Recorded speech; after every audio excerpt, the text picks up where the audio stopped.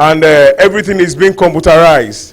It's changing, farming is changing, businesses are changing. We are getting more computerized. By the tip of your phone call or your handset, you could get an answer, be it security, be it pharmaceutical, be it transport.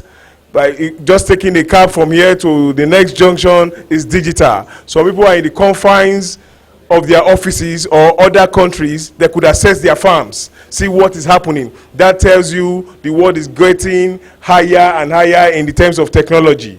So right now we'll also be looking at how farms can be digitalized or how farms can go computerized. I wouldn't talk so much. As I said, we have the CEO of Kiwo Systems all the way from Kaduna State to come and give us what he has on this system. Great farmers, ladies and gentlemen, I welcome Mr. Aliyu. Mr. Aliyu, please. You're welcome, sir. A round of applause for Mr. Aliyu. Good morning, everyone. My name is Aliyu. Like he said, I must confess I'm a bit nervous and ill.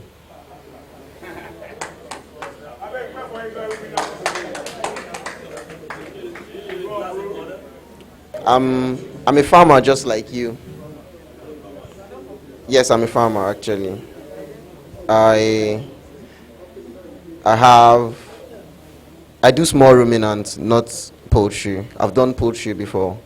I think I lost 6,000 layers in 2014 to Newcastle disease. So I left poultry completely. I do small ruminants now, that's sheep and goats.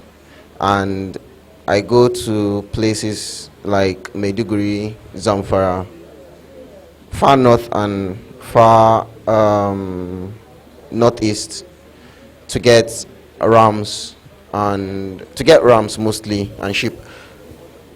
They are more cheaper there. They are way cheaper there. I go there, I get rams, then I come back, then I keep them. But the only other thing I do is computer programming. I'm mostly always on my computer. I'm a software engineer. I'm a computer engineer. And I barely have time for my farm. So someone takes care of the farm for me. And keeping record, I travel myself, and keeping record has been like a big deal for me. I was having problem keeping records. I have my own records. The farm manager have his own record, and sometimes records don't match. And I was having serious problem with that. So I realized I could develop an app that will help me and my farm manager keep records for the farm. But I didn't want to do this just for my own problem. I started sitting with farmers. I sat with Poultry Association of Nigeria, the Kaduna chapter, and I asked the farmers that I told the farmers, this is my own problem. What is your own problem? If we build an app that is going to solve record management and bookkeeping for farmers, what else would you want to be added on the app? Then a farmer told me that, then there was egg glut. That was like 3 months ago. A farmer asked me that, can your app solve egg glut? I was like, sure. I didn't know how I was going to do it then, but I couldn't say no. I was like, sure, we can solve egg glut. Then a farmer asked me that, what if people want to find my farm? Can people find my farm through your app? Then I've not even thought of that, but I know it could be done. I said, yes, there's a Google API I can employ and add it to my app, and people can find your farm. Not just your farm, even you, whatever. But there's a problem of security. Some farmers complain because, we were in Kaduna, and there's a lot of kidnappings in Kaduna. I'm sorry. So some of the farmers, we had like a very serious debate with farmers, and some were saying, no, don't add my location to the app. Some were saying, no, add my location to the app. Then I said, okay, what about I give you an option to choose if you want to be found or not? And with that option, basically now I have a database of all the farms in Kaduna, and it's on the app. If you're just looking for a farm in Kaduna, and so far since we've been here, and we've been to Lokoja too for an NVME, if you want to if you want to know all the farms that are on the app, you can just go to the farm database and check. But I've not made people's details public yet. So I continue building the app with vet doctors, farmers, because I didn't want to build an app just for my own problem. I wanted to build an app for everybody. Before I even go further, it's actually a free app. I didn't want to build an app just for my own self. I wanted to build an app that the farmer can use, the vet doctor can use, and yeah, just almost anyone can use. So I added stores, aside record management, bookkeeping, financial analysis. I added stores. In the store option of the app, farmers can put their egg, because of the egg glut problem that someone talked about. I added store on the app. No, sorry, buy and sell on the app. As a farmer, you can put what you have on your farm, your products on your farm on the app, and specify your location. And whoever wants egg, for example, can just look on the app and look for people that have eggs around him and locate you. Then you guys can do transaction. That is currently free now. You can, if you have the app, you can go and put whatever you have, eggs, cows, and whatever. There's also a store on the app, which the store is not active now per se. There are a lot of stakeholders here, like the sponsors, major sponsors of these events, like Olam, Top Feed, and all that. In the nearest future, they'll be able to put their products on the app, so that as a farmer, you don't even need to go, like, leave your farm to get feed or other veterinary services. You can just on the app order it. And since it's a record management app, whatever you order on the app automatically gets saved on your record, on your financial record, expenses for that particular day. You don't need to do that. And there's an option for you to add other things. There's also there's a feed estimator option on the app for poultry farmers, layers and broilers, basically. As for feed estimator, you can check, say, okay, I have 1,000 layers. You specify, I have, for example, 1,000 layers. They are 0 age or first week, and I want to know how much feed they will consume in 30 days. The app will help you make projection and calculate and tell you in kilograms. I'm going to change it because I realize we understand bags, 25 kg better, but I'm going to change it to bags. It will tell you in kilograms right now how many kilograms of feed you need in a month. Or sorry, how many kilograms you need in the days you specify. The records part, there are batches on the app where you can create batches. We are all poultry farmers here. We understand pen houses more than batches, but the app is not just for poultry farmers, it's for everyone. Basically, poultry, small ruminants and big ruminants. So there's a batches section on the app where you create a batch, like a pen house. You probably have broilers here, layers here, and they are of different age, and you want to take their records separately. You create batches on the app and get their records separately. While I was in Lokoja, I went for Nigeria Medical Veterinary Association. I spoke to a couple of doctors there that, what about an app? Aside this my app, or something I can add to this my app that can sense temperature and humidity of your farm and tell you even when you're away from your farm. And they were like, oh, that would be great. And a lot of people that I spoke to asked me, How far? Can you do ammonia sensor? I really didn't know how to do an ammonia sensor, to be honest, at that point, but I told them yes. And that was like 1 month ago, yeah? Yeah, that was like 1 month ago. I really don't know how to do, I didn't know how to do an ammonia sensor, but I just knew if it's technology, it's anything that's got to do with electronics or internet, basically I can build it. So I didn't even know how to do ammonia sensor then, but I said, yes, I can build ammonia sensors for you. I can give you alerts even when you're away from your farm. So within that 1 month, I made my research, and I'm currently building a device, one single device, that can sense humidity, temperature, and ammonia of your farm. Ammonia is mainly for poultry farmers. I can tell you the ammonia level of your farm is too high, parts per million. I don't know if we know the measurement of that, but it's measured in parts per million. So what I'm currently building now is a device that will be kept on the farm, that will be connected to your phone. The device will talk to the air. Yeah, this will sound somehow to people not in technology. The device will talk to the air, and the air, there is something we call over-air telecommunication. The device will talk to the air, and the air will talk to your phone wherever you are, and it will tell you that the ammonia level of your farm is too high, or the temperature of your farm is too low or too high, or your farm is too humid.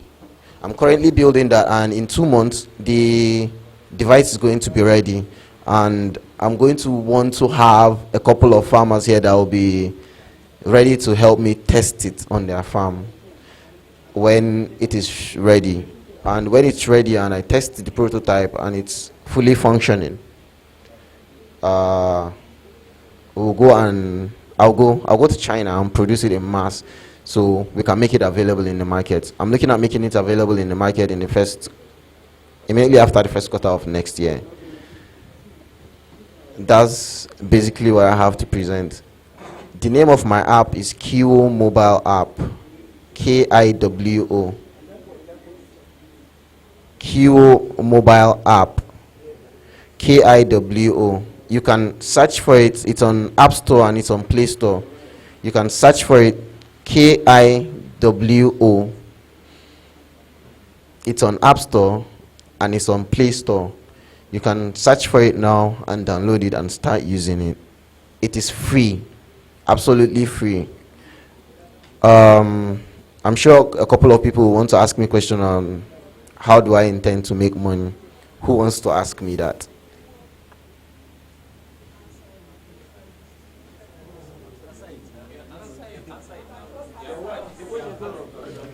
I'm sure a couple of people here will want to ask me that how do I intend to make money since the app is completely free, and I've already spent a lot of money making it and time. Huh? Okay, there's a very popular misconception that people not in tech get about downloads of app. People think when you put your app on App Store and you download it, you get something from telecommunication network, because no, the telecommunication network doesn't know me. Okay, the people that know me is Apple and Google Play. But we don't get anything from downloads. We get anything from transaction people make on the app. If it's a free app and there's no single transaction on it, then we make nothing. For now, we're just trying to make the app very, very popular. Let farmers know about the app. So in the nearest future, when we're doing the next upgrade on the app and when the device is coming out to the market, we can say, as a farmer, before you put your egg to sell on the app, you pay me like 1 naira per egg. That's like 30 naira per crate, for you to be able to put your egg and people will be able to locate you and buy. But I can't tell you now as a farmer to come and put your egg on my app and pay 30 naira per egg, 30 naira per crate to put your egg on my app right now, because how are you even sure that you're going to sell your egg on my app? That's right? That's why I'm here, to let people know about the app, so people here will talk to people that are not here about the app, and when the app is popular, I can start charging people to download, to put their products on the app. And like I said, there will be stores on the app where farmers can just go and buy feed and veterinary services on the app without having to leave their farm. There could be commissions. There will be commissions from that. If you're buying, for example, feed from Top Feed now or CHI, I'll collect 15 naira from you, for example. Collect 15 naira from CHI to help you process the transaction and have it delivered. That's how I intend to make money. But I don't really intend to make money from this app. I'm building this device that I told you guys I'm working on its prototype, the ammonia temperature and humidity detector, which I'm going to add to the app. The device is going to be sold. I know there is already currently a device in the market that does ammonia detection. There's currently a device in the market that already does ammonia detection, but that particular device do not send you signal when you're away from your farm. You have to walk into your farm and look into the detector to get reading from the detector. And the major issue some farmers actually that I spoke to was their farm managers can't even take records from that particular detector. That like their farm managers or the laborers in the farm, they are always in the farm while farm managers are away. They can't take reading and tell them. So you can be away from your farm, you can be anywhere in the world, as long as you have internet on your phone, the device will detect it and send you a message. I'm working on having the device be able to call your phone when a message has been sent to you and nothing has been done on the farm. For example, the device sends you a message now that the ammonia level is on your farm is too much, and after like 30 minutes to 1 hour, you have not done anything about it. I'm trying to work on the device to put a phone call to you. Oh, the device is going to have SIM cards. The device, they put a call to you and tell you that the ammonia level of your farm or the temperature level of your farm is too much. So, is there any question? It's the question I asked myself.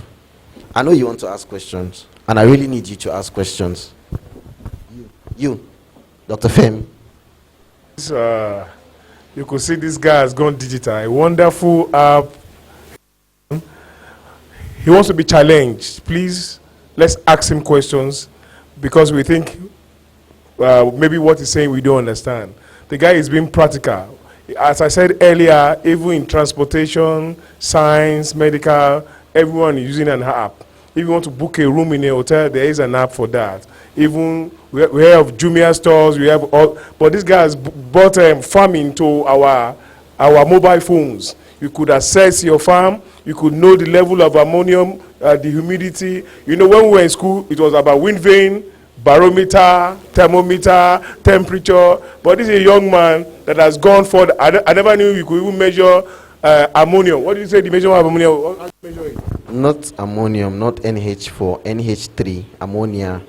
So the man is even telling me NH4, NH3. He has gone digital. So please, questions and answers so we could encourage him, please. Thank you very much, sir. Great farmer. I want to commend this our man. Yesterday I was saying that farmer, we need to go extra mile. I used to tell farmer, livestock, or let me say poultry, is now science. So if you don't take it like that, you will not get it. If the ammonia level is higher in your pen, I used to tell farmer, I said, then from my experience, most of our farms, we don't keep record. Mostly broiler farmers, those people that engage in this borrower program, they only keep record of the feed that came in, the number of birds. Then the feed has finished, then they start scouting for what is the initial weight of those birds. When they get to your farm, they don't know. After 7 days, what is the weight? They don't know. They will be waiting for when that man will now come and start to crop and say, your weight is 1.8. I'm looking for 2 kg. Then they will now say, hey, feed miller, your feed is not performing. So all these devices make us, it's just to call our attention or make us to be more, to concentrate more on the performance. Because all those, the temperature, the humidity, the record, if this man is, because in Africa we don't support technology, we need to encourage this man by doing the first, I think the trial. Then what I want to add is that you need to work also with animal scientists, because I've been saying vet, we are together, and in hospital, dental, nutrition, they have their role. So call us together, work with NIAS, work with veterinary council, and PAN. Then you have a better result. Thank you. Thank you very much, sir. Great farmers, let me tell you something. I think a few months ago, I was watching a program in Rwanda, and they needed to send some medicament to someone's private home. You know what they use? They use a drone. As if we are here now, and I want to send some medicaments to another place, let's say somewhere in Abekuta. All you have to do is the app, just exactly the place with the number of the house, and we just drop the drugs for you there. Oluwafemi is my name, and I'm from Pan, Oyo. Actually, this is a brilliant presentation and a brilliant app. Like doctor said, Oyekate Kokoshala Tewona. Yes. Sorry. Oyeka Koko Patewo fun. Kama Shala Tewo. Kama Patewo fun no. Like doctor said, you have to work with animal scientists and PAN. But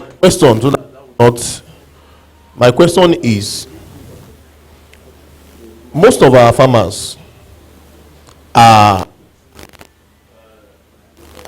literate, but they may not be scientific or scientifically inclined. For instance, if you are talking about ammonia gauge, it has to be in a unit. Abisa, it has to be in a unit. How does a part per I am coming. Okay. Don't go too far. That part per million or part per billion has been creating problems for farmers, even as it concerns toxin. Abisa, mycotoxins, aflatoxins. When you go to lab, the unit they will put there, give that to an ordinary farmer.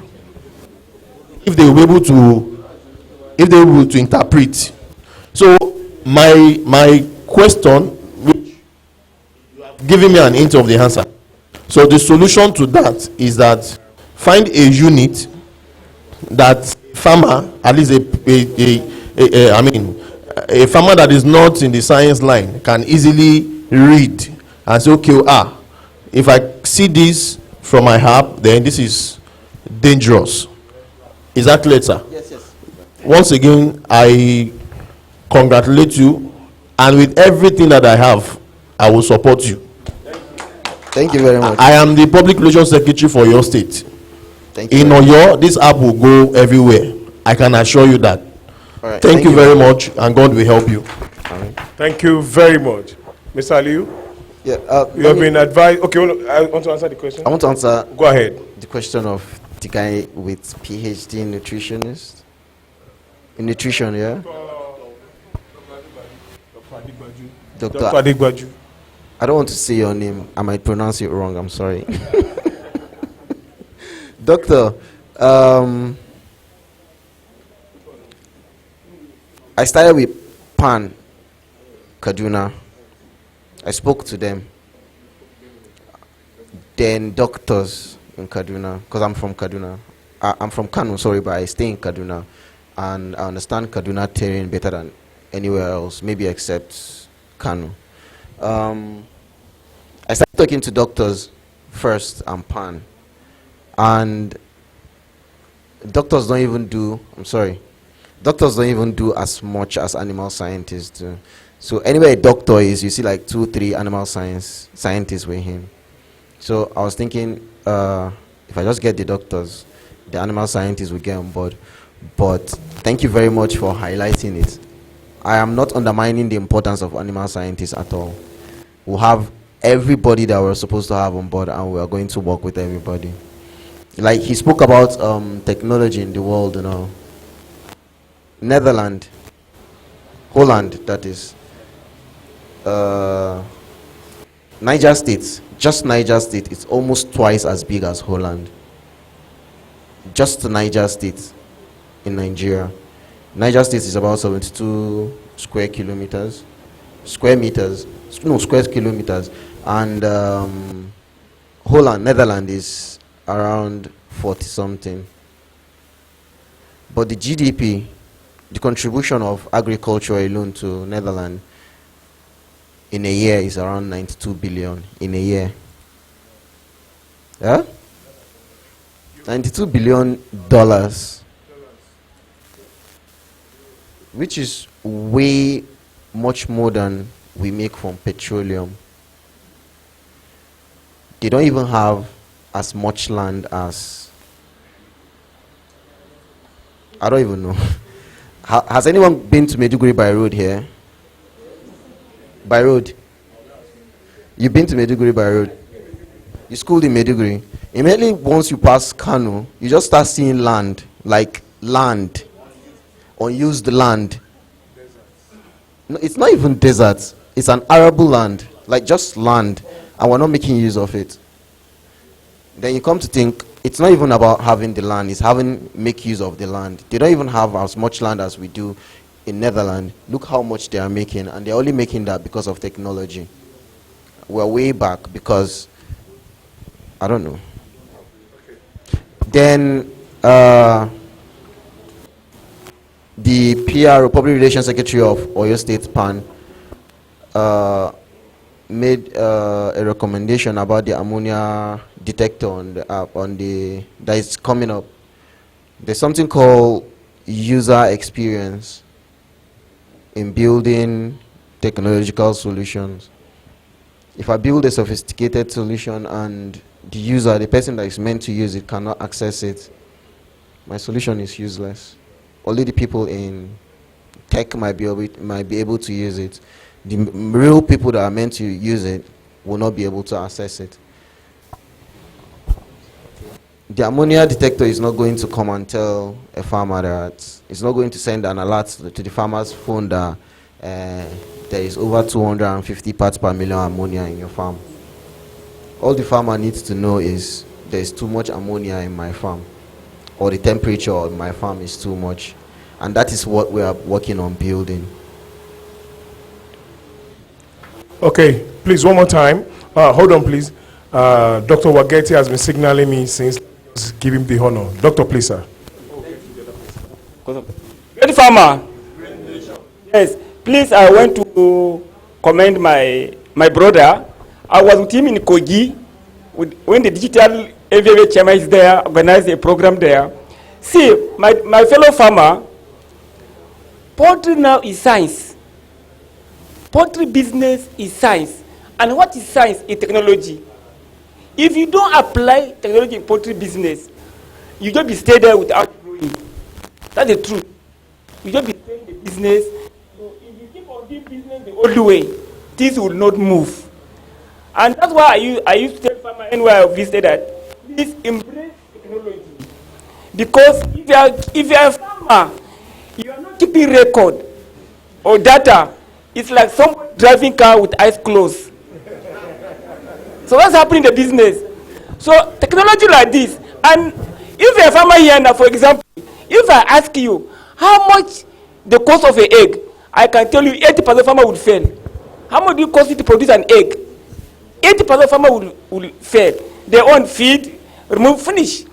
They will not, even there are some women, if you go to North, you see that the husband will buy car for them, fueling, they don't put inside the cost. That's not business. If you have car your farm cannot be in the car, your but that's not business. But if you have application like this, it will open our eyes. Know what we are doing it wrong. We have application on our farm. In fact, this morning, before I enter this hall, I enter all our pets, and I was there. We are building 35,000. I was quarreling with the attendants. Why are these bad like this? Why the temperature dropped down? He was just they just put they just sit there discussing. I said, please go that corner, go to that corner, because of technology. I don't need to be on the farm. Sometimes I will spend 1 month, I don't go to farm, but every day I'm on the farm. That's the technology. So please, thank you. Sorry. Thank you, sir. The man said he entered his pen from here. Is he a witch? I tell you, this man has proved science. And he saw one of the attendants sleeping. That's a jelly farmer. And he said, go and do this. That is the power of science. We are now encouraging each other. We will not take more than 2 questions because of time. Please, let me just beckon on he has been lifting up his hand since. Thank you, sir. Great farmers, great nation. Yeah.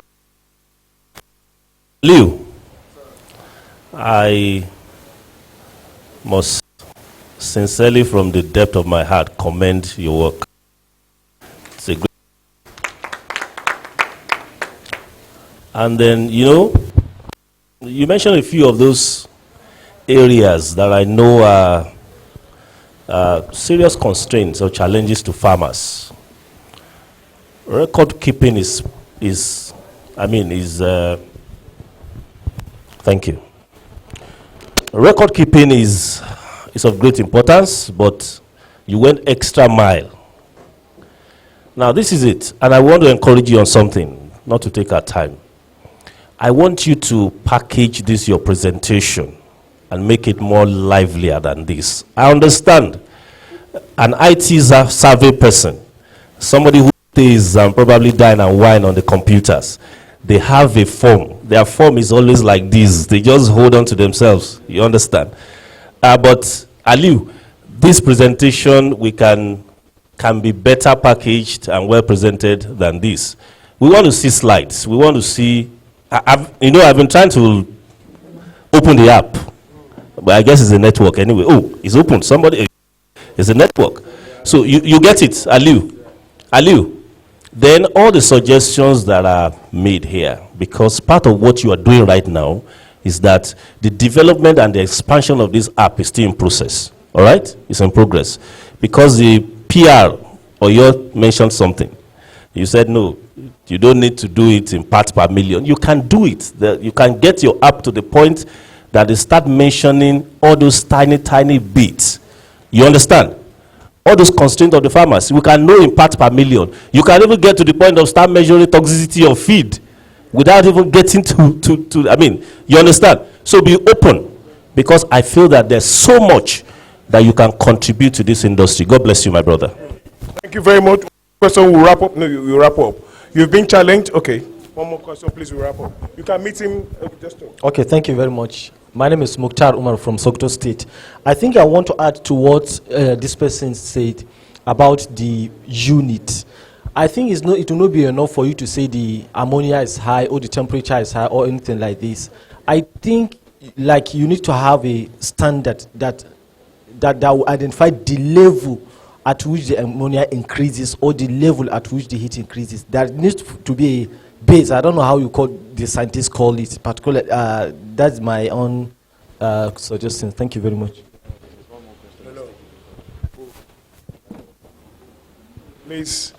Well, that will be the last question. Well, I will give you his phone. You call his phone number, then you meet him after. Please, because of time. Please, it's a very short question, so we could go here.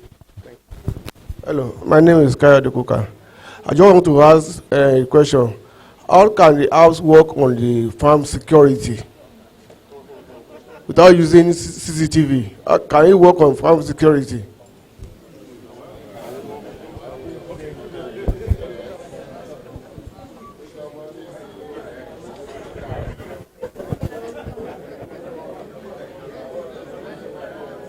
Great farmers. Let me start answering the question from the back. Then this guy, then I'll work something out. Do you want? Oh, there's something I have that I've designed. I didn't intend to touch it at all. I was designing it for houses where no matter where you are, if someone enters your house, your phone vibrates or sends you an alarm.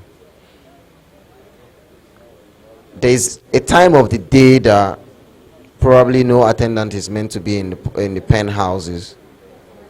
We can build something like that, like at night. There's so many things I design and just keep, because sometimes you just feel, okay, this is a great idea, but it might not work for us here. I was designing something for light too, for lightning of poultry houses. For layers, they need like just 16 hours of light in a day, in 24 hours.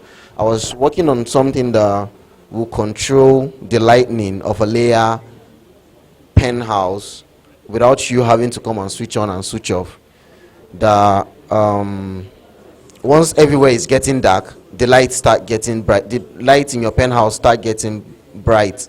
And I designed it to the extent that it can work with this our normal bulb.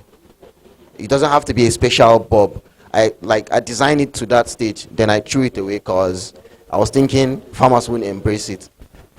As for the case of security in the farm, we'll think about something with regards to that in depth. Then I can only do so much. I actually do this, just me and this lady actually just work on this app presently and the IoT.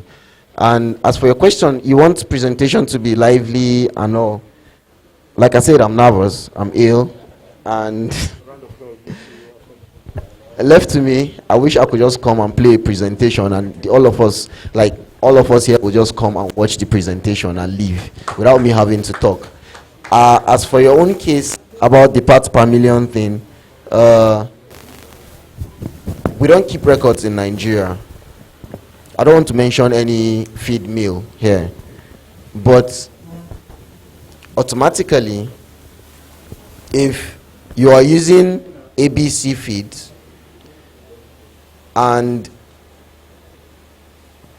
you get ammonia level of your farm, the ammonia level of your farm gets high at every stage, like gets high at every 4 o'clock every day. And this one is using XYZ feed, for example. This farmer is using XYZ feed, for example, and the ammonia level of his farm do not get as high as your own feed. Automatically, we have a record. Your feed mill, I can contact your feed mill and tell them that, okay, I made a comparative analysis between this guy that I know he's using, because there is a space where you put in the feed you're giving to your birds. This guy that uses ABC feed mill, the ammonia level of his farm does not get as much high as your own, as a person that uses your feed mill, and that can be a data they can use to improve their feed and all that. We are going there gradually. Thank you very much, everyone. Thank you very much. When others are doing Yahoo, somebody is doing Yahoo in farming. A round of applause for this guy. Mr. Aliu, just send him your phone number. Somebody will write it down. Quick. 081 3904 3636.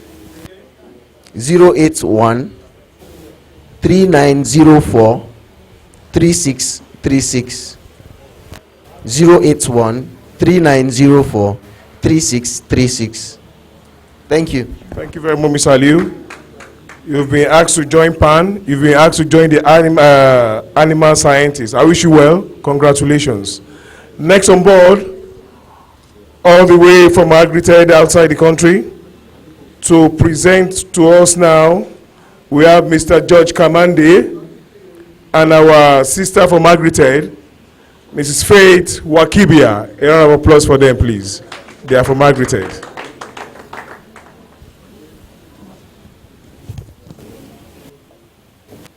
Please, let's listen to her with rapt attention. Thank you, madam.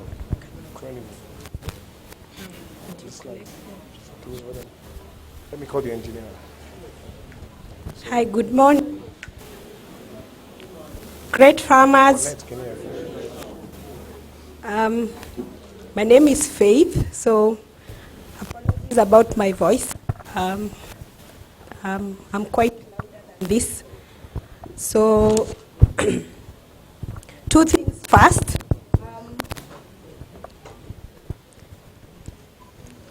I want to give the mic to this gentleman to say one thing, then I'll continue. Great farmers. First, I just want to thank you and say hello. We are from a company called Diamond V, and Diamond V is an American company. And in Nigeria, we are working together with Agrited. So the products that we have, and you can always visit the Diamond V website, they cover all the way ranging from poultry to ruminants. But today, we'll be talking about the poultry side of the business. And that's what Faith is going to be talking about. She's going to touch in the area of gut health and then indicate the importance of gut health and then provide some suggestions in terms of the Diamond V solutions to improve gut health as well as nutrient retention. You feed chicken on the feed, and then what you expect is that those nutrients will be taken up by the chicken so that she can either be able to grow for broilers or produce eggs, bigger eggs, more eggs. So that is the area where she's going to touch on, as well as the importance of gut health and provide the DV solution to improve gut health. Again, thank you very much. I think she's going to do a great job. Thank you. Thank you, sir. Madam, you have the floor. Round of applause for Mr. George Kamande. So two things first. You guys, you have a great nation. So when I landed in Nigeria the first time, I was amazed. First, because I couldn't even see the color of soil. You know why? Because there's vegetation all over. If you come to Kenya or to even East Africa, a great percentage of our nation is dry. So you are so lucky. That's first. The second thing is that you guys are brilliant, and you have.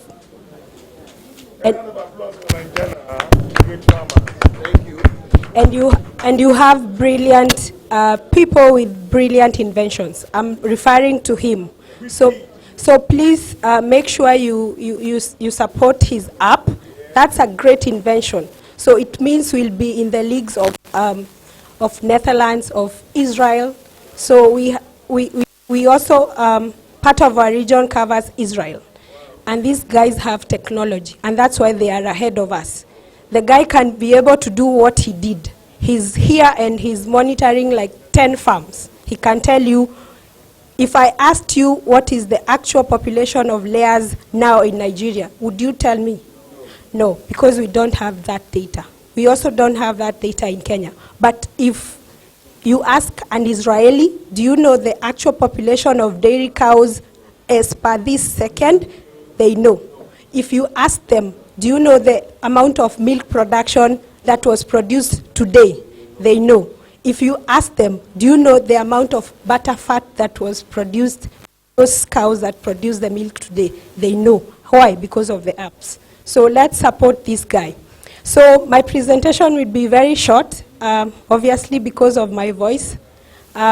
So I'll give a very brief of how we can go on an antibiotic production in poultry. So I'm a technical person for Diamond V. Our offices are based in Nairobi, Kenya. I'm a nutritionist by training, and that's my boss. So I'll give a story. I'm not very good at giving stories, but obviously at the end of this, you'll be in a better position to tell me whether I'll be good at it. So, and my story goes like this. So this is my presentation outline. So I'll tell you a bit about what Diamond V as a company is. then briefly introduce to you our technology, then the technology benefits, and I'll be able to finish up my story in 18 minutes. So I came with goodies all the way from Kenya. I used to be a teacher before I joined Diamond V. So I know if you have good students, you should always reward them. So I have goodies, so please be attentive. And I put them in this nice bag so that you cannot see what's inside. So you don't know the worth of my goodies, so please be attentive. So a long time ago, in 1943, a company was established. And this company was established in this beautiful state in North America, the state of Iowa. But it's obviously not as beautiful as what we have here in Nigeria. So I tried to put a photo I took when I was in Lagos, but it didn't. If you saw the one I took for Nigeria, it's much more beautiful than this. But let me continue with my story. So 1943, somewhere there, a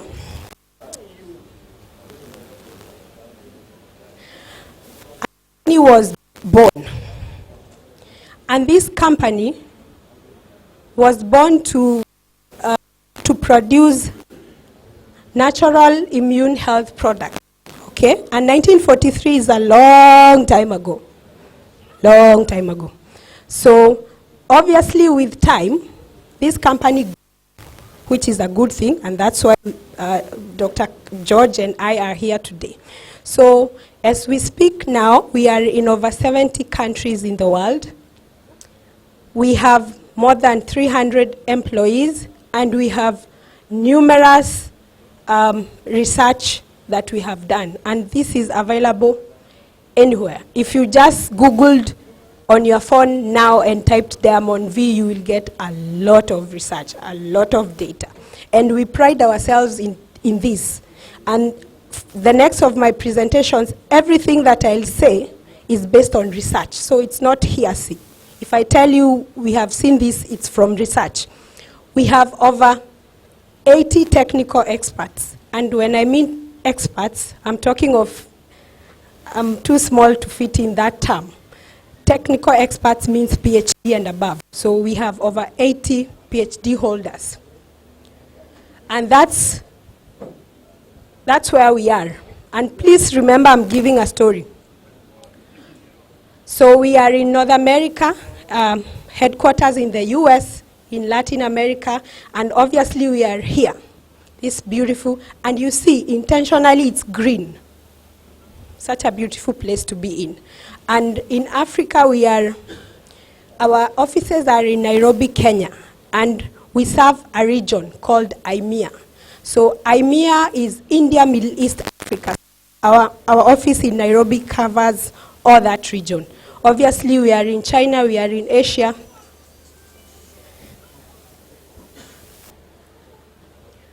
So the first part of my story is finished. So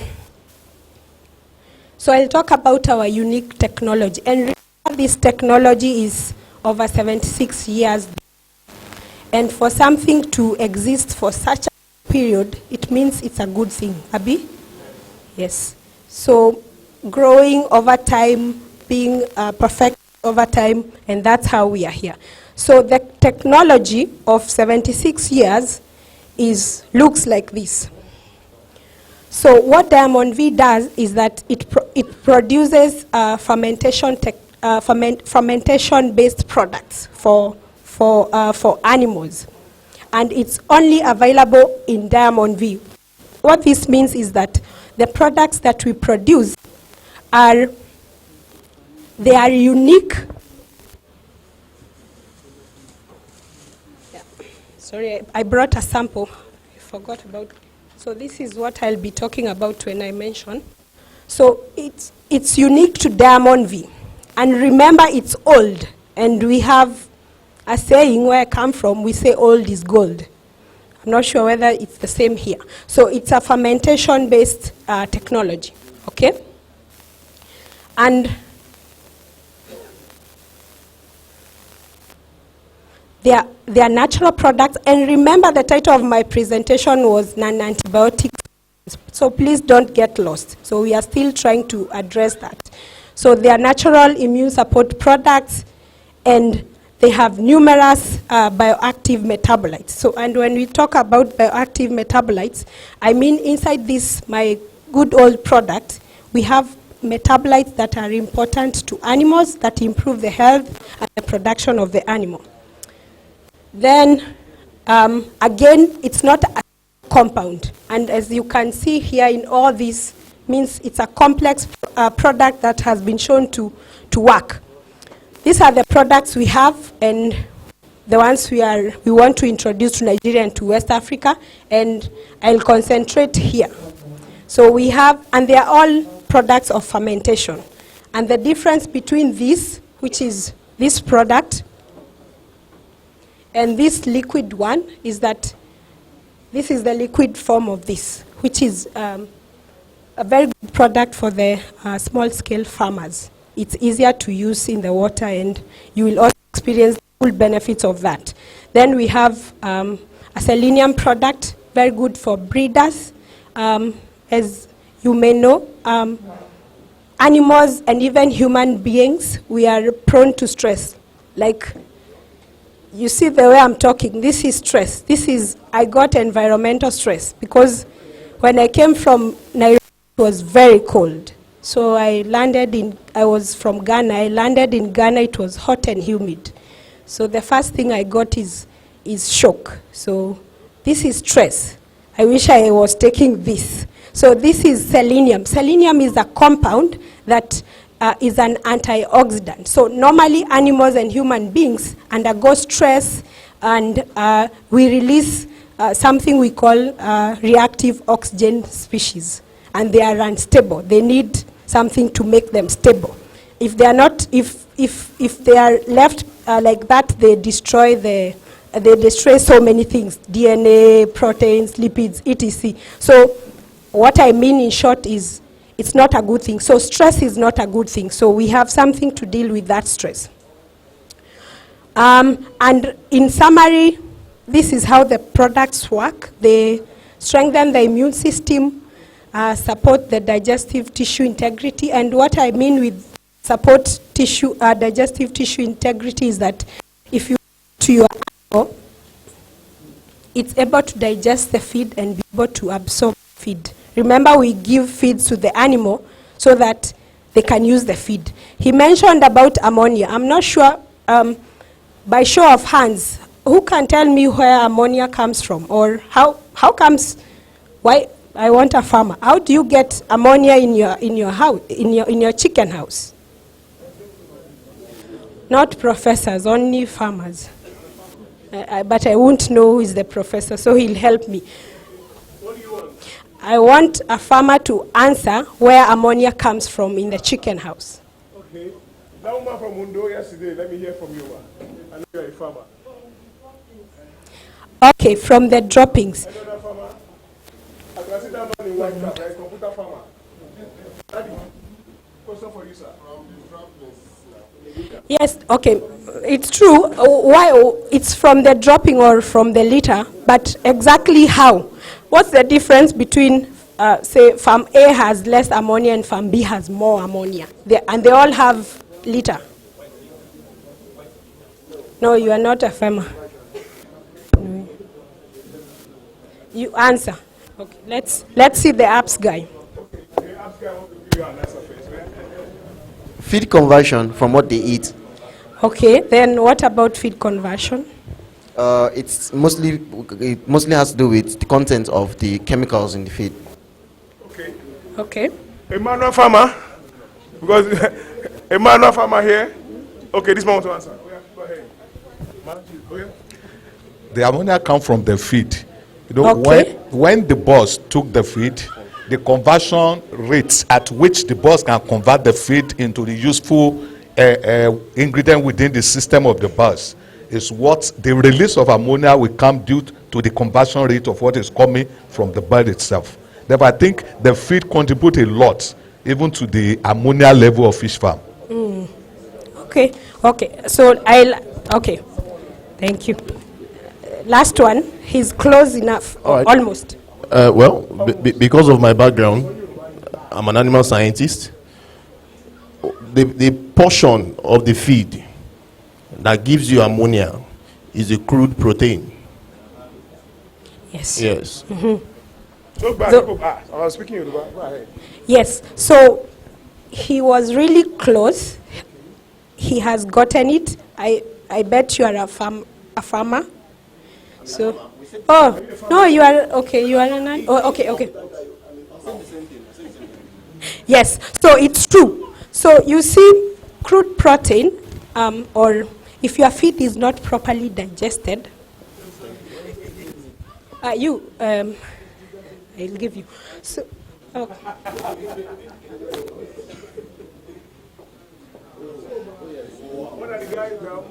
See, I knew it. So, if your feed is not properly digested, especially the crude protein part of the feed, what happens is that if feed is not digested, what happens to it? In the feces or even in the chicken house, we have bacteria that break down that fecal material. And remember, it contains crude protein. So actually, ammonia is part of protein. So when you break down protein, you get ammonia. So it means if your feed is poorly utilized by the chicken, you'll get more ammonia. Okay? So if his app tells you that your house has more ammonia, what does that mean to you as a farmer? First, it means you are going at a loss, because the most expensive component of the feed, from where I come from, that be the protein. Protein is very expensive, meaning that your protein is not being utilized by the animal, is it? So it's just coming out. That's the first thing.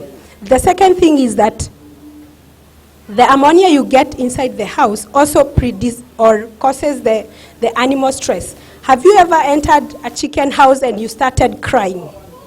Crying. What do you think those, and you are standing, you are like here. Have you, if you want to know the condition of poultry house, please just go down. Go to the level of the chicken. It's terrible down there. So you are stressing up those chicken. You get in the house, you start crying, you want to go out. Those guys will be there for, yes, of course they are stressed. And if you are stressed, it means you are not, even as a person, if you are stressed, you will not be able to perform the way you are supposed to do. So your egg production goes down, and again, when you are stressed, your body is more prone to diseases, and that's how your respiratory challenges becoming more, like what? You, the vets. Yeah. Yes, the respiratory challenges. So it's a loss. You are predisposing your birds to diseases. And again, you've ever seen broilers with burnt, the breast muscle here, it's burnt. Even the feet, they have like wounds. So imagine how painful that is. And it's not only painful, but you are losing as a farmer. Because if it's painful to walk, it means they'll not be able to walk to the feed, to walk to the drinker, so they'll not drink the water. So it's a loss to you as a farmer. I don't know how we got there, but in the last part of my story. So I want to show you the benefits of our products, and that's the last part. And remember, when I was starting, I said that Diamond V as a company has done a lot of research, a lot. And everything I'll say from here onwards is based from research. So what we see is that when we feed our products to animals, including poultry, we improve their immune response. And we call that immune strength for life. And these are the benefits. When the immunity of the animal is improved, the animal becomes healthier. And if you have a healthier animal, always remember this. If your animal is healthy, then it will be able to do what you want it to do, to produce. And that's why we also insist on, for example, biosecurity. I was talking to someone yesterday, and I mentioned that our farmers take biosecurity for granted. But surely if you take care of your biosecurity, you will minimize the amount of deaths that you experience in your farm. If you have your friends and they're coming over to your house and they want to see the chicken house, no, say no. You don't know where they came from, oh? So don't let anyone get into the chicken house unless the people who work in the chicken house have footbath where there's disinfectant, they can disinfect. Make sure feeders and drinkers are clean. That's biosecurity. Deal with biosecurity first. Okay, I say our product is not a cure to poor biosecurity. If your biosecurity is poor, even if I give you my good old stuff, it might not even work in your farm. You need first to improve your biosecurity, then you'll be able to see the benefits. And those other parts of the production, the advice I'll give you for free, so that if your farm improves, then you'll be able to afford to buy my product. So the first, we see improvement in animal health, and of course a healthier animal is a productive animal. We see better production efficiency, whether in egg production, in meat, feed the feed. Very important, we said when you feed the chicken, you want them to use the feed because feed is expensive. Then we also see improved pathogen risk, and when I talk about pathogen risk, I mean we see less shedding of harmful bacteria that cause disease in the house or in the birds. We see we support antibiotic stewardship, meaning that you see you have healthier chicken. Is it? If the chickens are healthier, it means you don't need to treat them as often as you would have. So meaning you are using less antibiotics, and less of the antibiotics will get in the meat that we eat. Is it? Yes. So in summary, these are the benefits we see. We have trials and very good data on bacterial challenges, whether you're talking of Salmonella, Campylobacter, of Clostridia perfringens. I don't know whether you have issues with necrotic enteritis here. Yes. And do you know one of the reasons you get necrotic enteritis could be poor utilization of the feed? Yes. If your protein is not properly digested, means it gets to the hindgut. And necrotic enteritis, what it does, it causes necrosis let's say it causes diarrhea. And how it causes that is that it's caused by some bacteria that are found at the very end of the gut. So your food is not properly digested, meaning your protein has passed to the hindgut. And these guys down there, they are very hungry. They are waiting for your crude protein to get there. So they feed on the crude protein, increase in numbers, and remember we don't want them to increase in numbers. So they'll increase in numbers, they'll produce other compounds that will cause now the damage at the hindgut. You see your diarrhea, you see your deaths. So you can control that fast by improving your feed conversion. So we've also seen improvement in vaccines. You feed Diamond V technology together with, please follow your vaccination schedules. That's very important because our farmers think when you have your indigenous chicken, I don't know what you call them here, the ones that you open yes, you open the door in the morning, you tell them let's meet in the evening, those ones. Please make sure you vaccinate even those ones. They also need vaccination. So when you vaccinate the birds and you feed them this, we have seen improvement in how the vaccine functions. The product works together with the vaccine to improve the efficiency of the vaccine. So very important. Dietary challenges, we have data on mycotoxins. Our product has an effect on I don't know whether you have mycotoxins here. Yeah. I bet you do because of the humidity, and you also use groundnut cake. Yeah. Yes. So, and also against environmental challenges. How is my time? Oh, okay. So I go to the, let me skip. So, no, I go to the last part. So, I'm sorry my story was cut short. So, this is what I wanted you to take home. You'll get very many people as farmers, feed millers, who will come to sell their products. And this is free knowledge I'm giving you.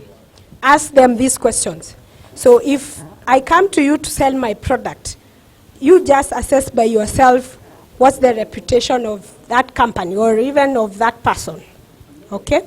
The other thing is, can you show me results?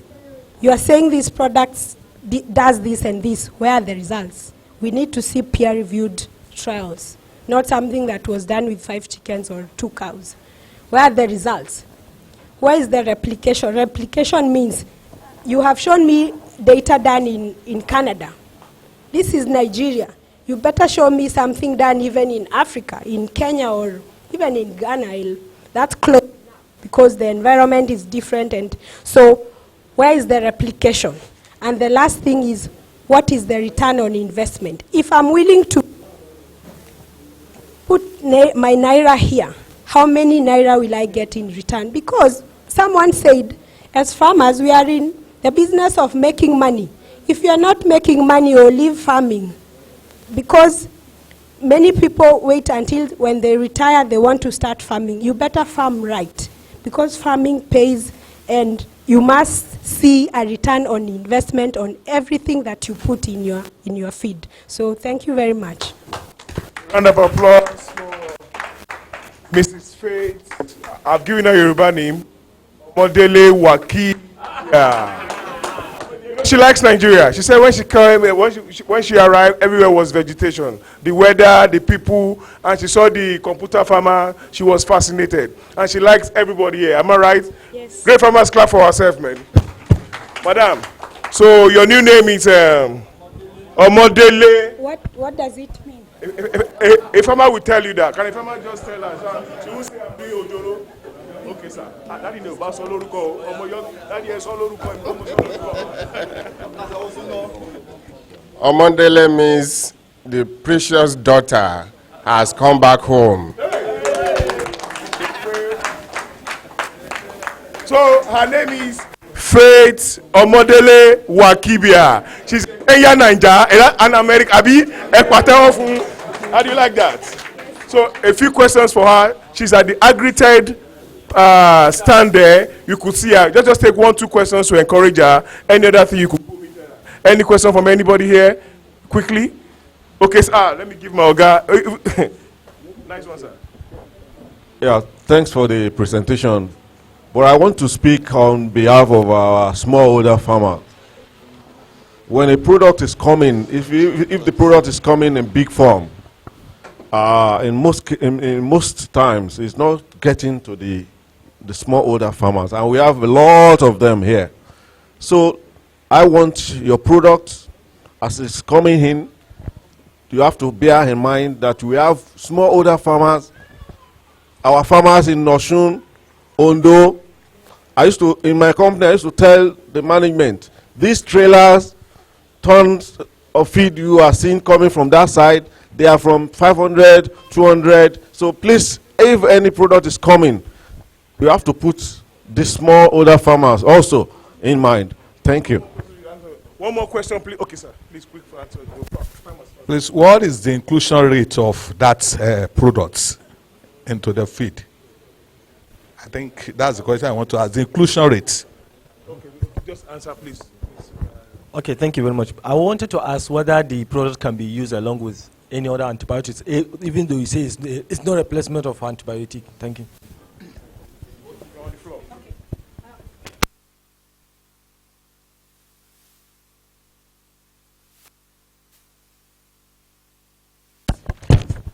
He said he would like the product to go even to the small-scale farmers.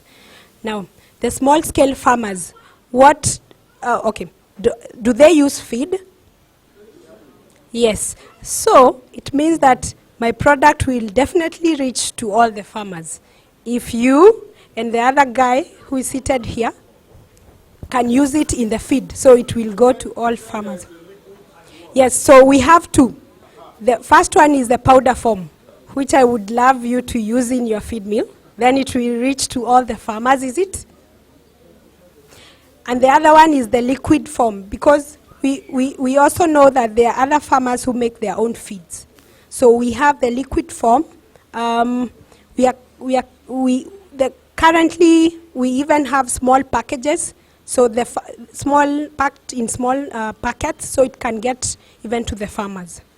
So that was the first one. The inclusion rate. So the inclusion rate for the product, that's the powder form, is 1.25 kgs per metric ton.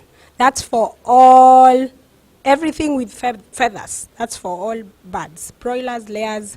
For the liquid form, it's 160 ml per 100 liters of water. Okay? 160. Yes. So he asked whether it can be used with together with antibiotics. So you give me your contact. I'll share with you some data that was done, but the results were this. So maybe I didn't tell you, the product is a product of fermentation, and how it works is that the first thing it does when it gets in the animal, it increases the population of the good bacteria. That's the first thing. The other thing, it strengthens the gut structure. We see more villi, I hope, more villi and denser villi. Then we see improvement in immunity. And it does not have a direct killing effect to the pathogens like antibiotics. So in the study that I'll share with you, they were used together, and we saw very interesting results. And that was the title of my presentation. The results were that you can actually remove the antibiotic and use this one instead, and we saw similar results. They were not significantly different. I'll share with you that, because their modes of action is not similar. And actually, in some countries, they have not banned use of AGPs in the feed, and they still use the product on top. So what it does, we have some broad spectrum antibiotics that will wipe away all bacteria, whether good or bad. So what the product does is that it helps in repopulating the good bacteria. Okay. Thank you. A round of applause for Mrs. Faith Omodele Wakibia. Thank you very much. She's at the Agri-Tech stand. You could go there for further consultation or questions. The man says his name is Dr. Austin Evangel Ikpum. Are you a computerized farmer? Or Talakolo. Good evening, everyone. I'm happy to see you all in this occasion. I'm so glad to be here too. Talakolo has been in existence, and I know a good number of you farmers have used a lot of our products. Ranges from all kinds of drugs, the soluble powder, the liquids, injectables, and general drugs.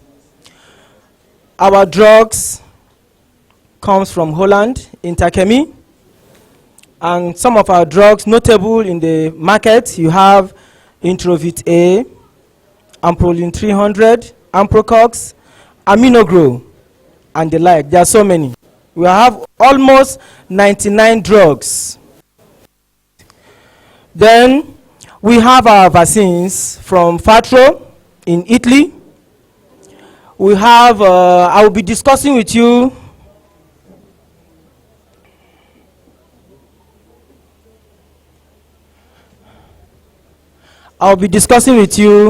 on this vaccine, Biovac SGP 695. This vaccine is an innovation from Fatro in Italy. It is the first of its kind, and it's a wonderful vaccine that has entered the market for the past 3 years. And a lot of farms that have used it And I know some of you here have used the vaccine too. And I will tell you more about this vaccine as I go on.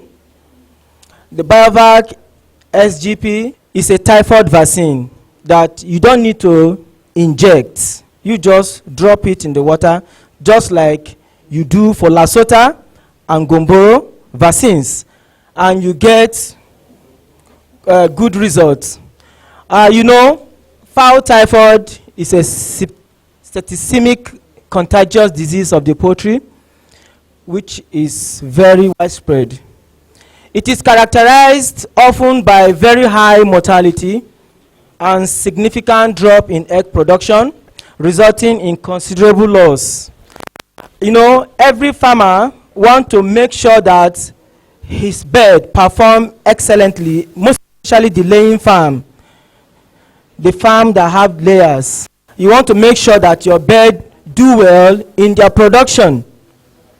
Also, a lot of people complain salmonella has been a challenge in most of the broiler farms, and some of them were like, how do we tackle this problem in our farms? How do we tackle the problem of salmonella in the farm without inoculation? And that was what brought this innovation, so that it could ease your work. As you know, it has vertical and horizontal transmission caused by Salmonella enteritica serova gallinarum, popularly known as Salmonella gallinarum. It is a gram-negative bacteria. The disease tends to persist in the farm even after medication. It still persists in the farm and keep reoccurring in subsequent cycles. The cycles of this disease, once ingested, the gallinarum lubricates in the intestine, rapidly moves into the bloodstream, inducing bacteremia. In the adult bird, this fowl typhoid takes the following form. You have the acute, where you see diarrhea and yellowish feces. In the chronic state, you see anemia visibly from the comb, see the pale comb, reduction in weight, and permanent drop in egg production to about 50%. Then the farmer is worried. What is really happening? What am I going to do? And you give your drug. After like 3 weeks, things tend to be normal. You come back and start the problem again, and it persists till the cycle of that bird ends. So mortality often prolonged over time, reaching 50 to 60%. Subsequently, surviving bird become shedders even after antibiotics treatment. The pathogenicity of this strain of Salmonella gallinarum depends on its invasive properties and its inability to survive inside, inside the cells. The local immune response play a fundamental role, and that is where you have the vaccination with BioVac SGP administered orally, stimulate a prompt cell-mediated immunity, able to protect the bird, even at the early stage, even when they are laying. Some said, how can I handle this situation? My birds are already laying. And if I'm going to inoculate the bird against typhoid, what will be the challenge in my production? And all these questions have been answered using this vaccine. Now, from the research that was done, the SGP695 strain is an exclusive factory patent. It was attenuated through the technique of adaptation on chicken heterotrophs. While the immunogenic property remains unchanged, the attenuation shows to be stable even after back passages in vivo in order to give a maximum immune response. with no symptom or lesion. No symptom or lesion. Mark that. With no symptom or lesion after use. Then it penetrates the intestine, stimulates a prompt cell-mediated immune response, as occurred in nature with pathogenic feed strain. It subsequently spread to the various organs without causing lesion, even in very young birds. Some said, can I give my bird at what age? As early as 2 weeks. You can administer these vaccines to your birds. I met a farm in Port Harcourt. As early as day 9, they administered the vaccine, and they said they got an excellent result. But this strain, being stable, attenuated and is eliminated sporadically in the feces, and is not transmitted from vaccinated to non-vaccinated birds. So you might be asking the next question: if I give this vaccine, and we know that when the bird passes their feces on the normal strain, that is the field challenge, they normally pass out the organism in their feces.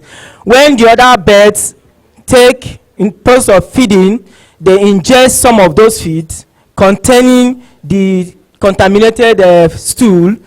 The organism tend to set into the cell and then begin to develop into the condition we have as typhoid. Now, when you give this vaccine, you discover that during elimination, from this graph, this was a research that was done. During elimination, you discover that both the ones that were vaccinated and the ones that were not vaccinated, you do not have any reoccurrence of the infection, because it is not, the metabolic profile also makes it differentiable from the feed strain. So you do not see it being transmitted in their feces. Then only a correct administration in drinking water to all subjects in the group can ensure a uniform and consistent immune response. Now, the efficacy of the BioVac SGP-695 is stimulate a prompt response and systemic immune response able to protect the birds from the severe clinical symptoms of the disease. Now, from the research that was done in the day 14 post-challenge observation period, no bird died in the group vaccinated with BioVac SGP-695, while a total mortality of 90% was observed in the control group. You can see that from the graph. Then, the BioVac SGP is able to protect the bird from permanent lesions on the ovary, because the ovary is where most of you that have laying farm, your money is embedded in the ovary. If the ovary is sick, you lose. If the ovary is healthy, you make profits. So now I will show you further. You will see how these vaccines was able to handle the emeria, the salmonella, even at the reproductive organ. Now look at this. Sometimes the next question is, if I give this vaccine, some paraventure, I don't know the dosage. I have 700 birds and I need to use 1,000 doses. I have 500 birds, I need to use 1,000 doses. Is there any safety margin after giving the vaccine? Yes, because from the laboratory test, it has shown that administration of BioVac SGP, even overdose, does not cause any symptom. Also in the young chick, not only in the adults. You can see this thing, even at the overdose, there is no challenge. Now, BioVac SGP administered at different dosage orally to layers does not interfere with egg production. That is another question that has been answered. If I give overdose to to my laying bed. Are you telling me that my production will not cut down? No. There is safety margin. That is one of the technology employed when they were producing this vaccine. 7 times the maximum dose was given to this bird at the age of 31 weeks. And the egg collection from 6 to 14 days after vaccination do not show any contrast decline. Then there is a cross protection when you use BioVac SGP. You can see it protects against Salmonella gallinarum, Salmonella polorum, Salmonella enteritidis, and Typhimurium. Challenge tests performed in bird with BioVac SGP have demonstrated the efficacy of the vaccine, reducing colonization of the visceral organs of the Salmonella enteritidis, which belong to the same serogroup of Salmonella. Now, can you look at the graph there? The blue is the coverage. Now, if you look at the liver, look at the other visceral organ, the liver, the spleen, and the ovary. Now, the vaccinated bird from the liver, you can see the coverage, the blue. The unvaccinated is completely red. If you go to the spleen, the same thing, but if you watch the two, you see that the coverage is more on the liver than the spleen. Now you get to the last point, which is the ovary. I told you that is where your money is. Complete coverage. Complete coverage. And I used to tell some farmers, we have the oil typhoid, which we call the setback. But I used to tell farmers, if I'm the one, I will tell you to go for this because it covers completely on the ovary. And that is what you are looking at when you have this challenge. So this is how it comes. This is the package of the vaccine. When you administer it in your drinking water, you don't need to go and inject. You don't need to spend that money looking how to inject, or the technology to go and inject, or the stress you are going to give to the bird while injecting. You just administer it in the water, just as you give your normal Lasota. And then it's able to stimulate rapid and long-lasting response. Mark those two words, rapid and long-lasting response. Now, if you are going to administer this vaccine, we advise farmers at least not less than 2 weeks. You give the first shots. 4 weeks later, you give the booster dose, and that is all. Your bird is protected. Even if you are having the challenge of Salmonella infection in your laying bed, do the same. Give the first shot, then after 4 weeks, give the second dose, and that is all. The Salmonella challenge will be a thing of the past. Some years, last year, this farm in Abuja, premium farm in Abuja, had a challenge of Salmonella in the farm. In fact, the GM was like, my worry in this farm now is Salmonella. How can I get it out of this farm? I said, okay, I will recommend SGP for you.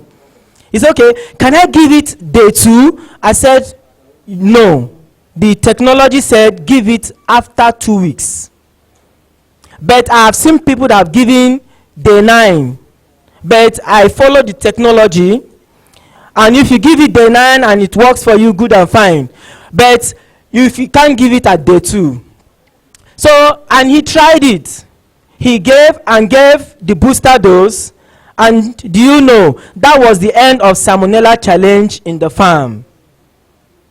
They took samples for checkup, both within the country and outside the country. There was no trace of Salmonella challenge in the farm. So that is to tell you how effective these vaccines is. Now, Talakolo is a sole distributor of Fatro vaccines. As I said earlier, we have other vaccines like the Biovac Marex HVT with diluents, Biovac Lasota, Ibavac ST, which is our Gomboro vaccines, and the Biovac SGP, which I just discussed with you, with our oral fowl typhoid. Then we'll have Biovac fowl pox vaccine with diluent and pox needle. Then we'll have our inactivated vaccines like the Olvac A plus B, which is the 3-in-1 EDS. We have Sedvac, and the last one we have EDS over. That is the 2-in-1 EDS. Now, our vaccines are economical. If you use it, I'm telling you the price. When you get to the shop, the price is affordable compared to what you will get from it. Thank you very much. Based on the way and manner you applied or administered the vaccines, or like our normal Nasota, I wanted to ask, are we going to staff this our beds before we apply it? Number one. Number two, normally if you want to apply most of these oral vaccines like Nasota, we normally use vaccine boosts along. Are we going to use vaccine boosts along with this your Biovac 65 whatever SGP 65? My question, Mr. Adegoke is my name. My question is this: if these vaccines are available to everybody, is it available to Ondo State, and where? Okay. Where can we get it? Because most of the vaccines we get in Ondo State, Ondo environment is terrible. What she's telling you is that Ondo State is not accessible. Are you with me, sir? Mr. Talakolu. Okay, go ahead. The last question from this side. Okay, sir.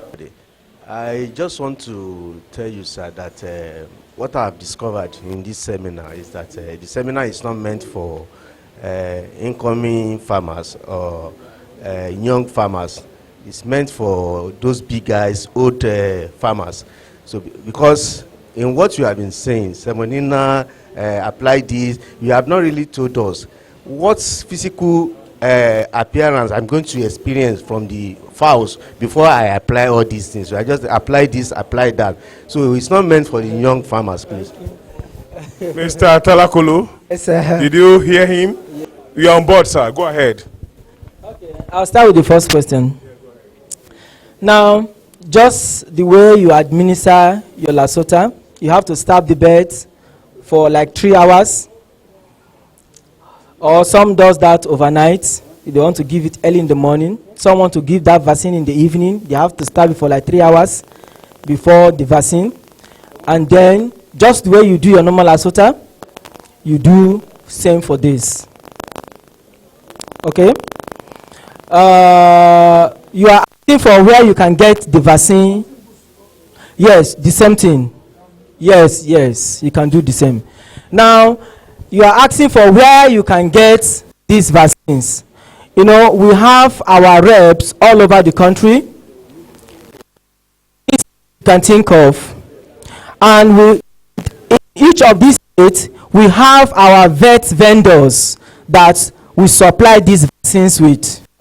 And if you need to know where you can get it, you can meet me after this meeting. I will direct you with our in Ondo State.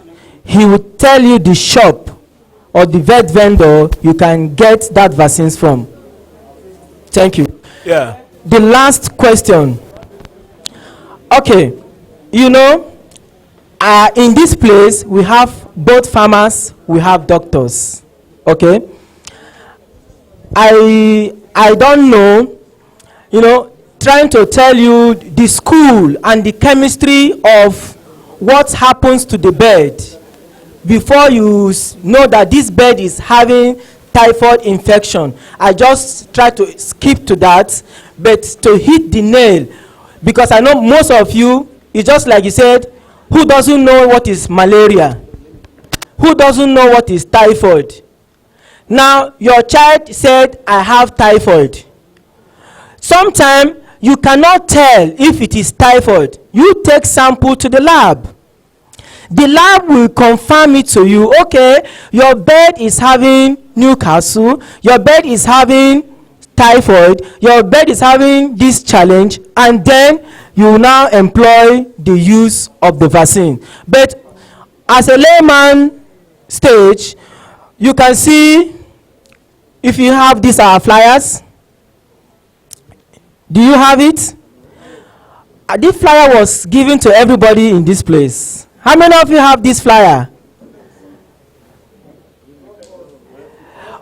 Okay, it will be given to you shortly. Okay, if you have this flyer, you can see the way the bed is looking like a vulture. Okay, and you will see, I told you, you will see yellowish stool diarrhea. You can see that visibly. Then your mind should be tending towards that. But take samples to the lab for analysis first, and there you will confirm the issue, and then that will employ you to use this. Thank you very much. You can use it. You can use it before the disease. But if you want to give it to your broiler, you can give it at day 14 to 18. If you want to give it to your layer, the same thing. After the first shot, you give a booster dose. But for your broiler, if your broiler is going for 6 weeks, you don't need to give the booster dose. One shot is enough. But for the layers, you have to give the booster dose, because they are going to stay with you for a very long time. You can give the booster dose. Thank you. A round of applause from the man from Tala Kolo Limited. Okay, come. Please, where is your boots? My boot is 2829. 2829. Please, if you have any questions, any comments, please visit him. Yeah, thank you very much. Next on board, the general in the industry. See, that Baba is Babatunde Babajide Gbogbo. A round of applause for Babajide Swageti. This is the popular Wageti you see that send SMS in bulk to everybody. Please clap for him for that thing. Oga, you have the floor, sir. A very quick time. You have a short moment, sir. Thank you, my Oga. We are waiting for. Okay, which one do I press? Okay, this one. This one, be? Yeah. Great farmer! Great farmer! You do not eat egg, madam. You do not eat egg. No egg. Great farmer! No nation! No nation! No farmer! No farmer! No nation! No farmer! No nation! Thank you all. I'm Dr. Wageti, the Group Sales and Marketing Manager of Adamo Nigeria Limited. I think you know what's our product. We are done importing Kepro. When you say Kepro from Holland, we are done importing Kepro product from Holland. We also import feed additive from Canada. We also import our vaccine from France. We also import our disinfectant from France. Let me just, this is my topic, a product presentation, but it's a way of lecturing the farmer also at the same time. Ways to achieve antibiotic reduction in poultry farm. How many of you use antibiotic? Why? Why you use antibiotic? We have changed your mind from this lecture. I said drug, but the way forward now, no antibiotic. No antibiotic. Don't we market antibiotic, but no antibiotic. And please, I want you to listen and also contribute so that we can also meet the country. What's happening? Are you listening? Yeah. Antibiotics in animal husbandry. We have growth promoter, that promotion. It has been banned. Even now in Nigeria, it has been banned. NAFDAC have banned that one. So forget about growth promoter in poultry. It has been banned. Then we have prevention and treatment. So what's left now is feed additive and antibiotics. But I'm talking to you now, antibiotic, we have given red card, yellow card. Next one is red card. In Europe, no antibiotic for poultry for more than 15 years now. No antibiotic in poultry. But in Nigeria, it's yellow card. So if you're a farmer, in this hall, you still depend on antibiotic. I'm very sorry for you. Because the referee has been given red card. See, this red card. So what happened now is, what's left is feed additives, biosecurity, vaccination, in Africa or antibiotic. But have at the back of your mind is red card, yellow card. So very soon, red card is coming. Very soon. Red card is approaching. So what we are going to focus is feed additives. What are the feed additives? Like that my sister have talked about selenium. These are the ones in the poultry industry. She made my presentation even easier. You made my presentation even easier. We have acidifier. We have prebiotic, macrophages, photobiotics. That's the way to go in the industry. And look at, these are the ways now. From Adamo, we have 5 C's. Biosecurity, look at what I mark here, 4. But some farmers, they don't care with the other one. But look at biosecurity. You have to pay attention to biosecurity on your. You have to pay attention to biosecurity. When you pay attention to biosecurity, if your vaccination will be easier. Let me tell you, farmer, your first Gomboro vaccine, your first Newcastle vaccine is biosecurity. Vaccine cannot work if there's bacterial load. It will not work. So once you have Gomboro outbreak on your farm, don't blame the vaccine.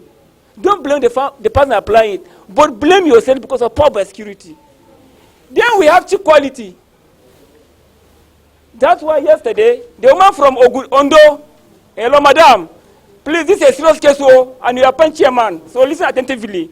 Because that white pan, they are not doing even good. Pan, they are not helping the industry, I'm telling you. We have challenged ourselves. And that was yesterday I said, we need regulation in this industry. There were pans, most of the hatchery in Nigeria, they are producing microorganisms than day-old chicks. So what pan do about that one?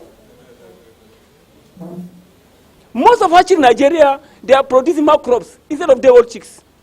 By the time you got day-old chicks, you have to use drug. So what's the way forward?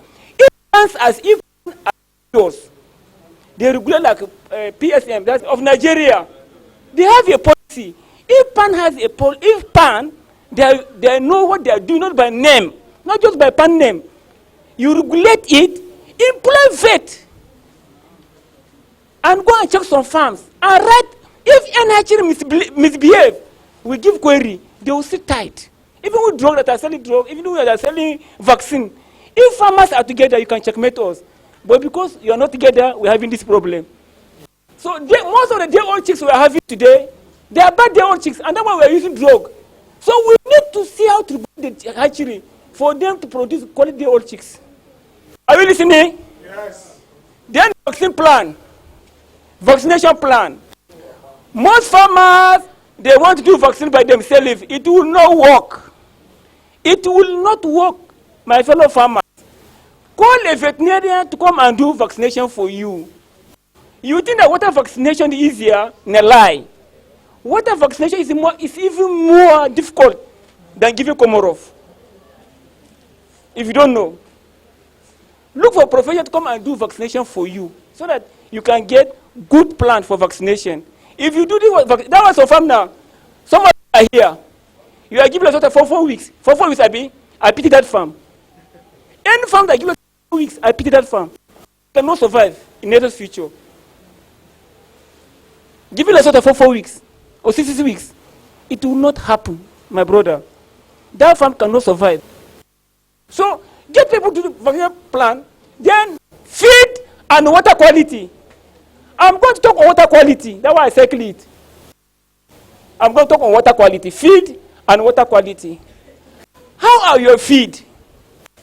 You just buy feed anyhow. We have some people that are quality feed. We know them. Pan supported them. We know those that are good in producing quality feed. A lot of junk feed are in the market now. Try to create, but it's not. They're just giving jargon to farmers. If you go to a farm, the sales rep would go there.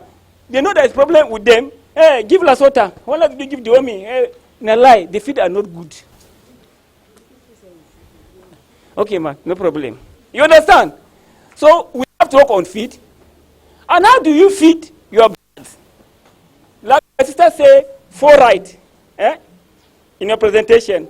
In poultry business in feeding, there is 4 rights of feeding. Do you know it? Just your 4 rights of feeding. You say 4 rights of in your presentation. So if you come to poultry also, there is 4 rights of feeding. Right quantity, right quality, right place, and right time. If you don't know that one, it will not work in feeding. Right quantity, right quality, right time, and right place. Go to some farm.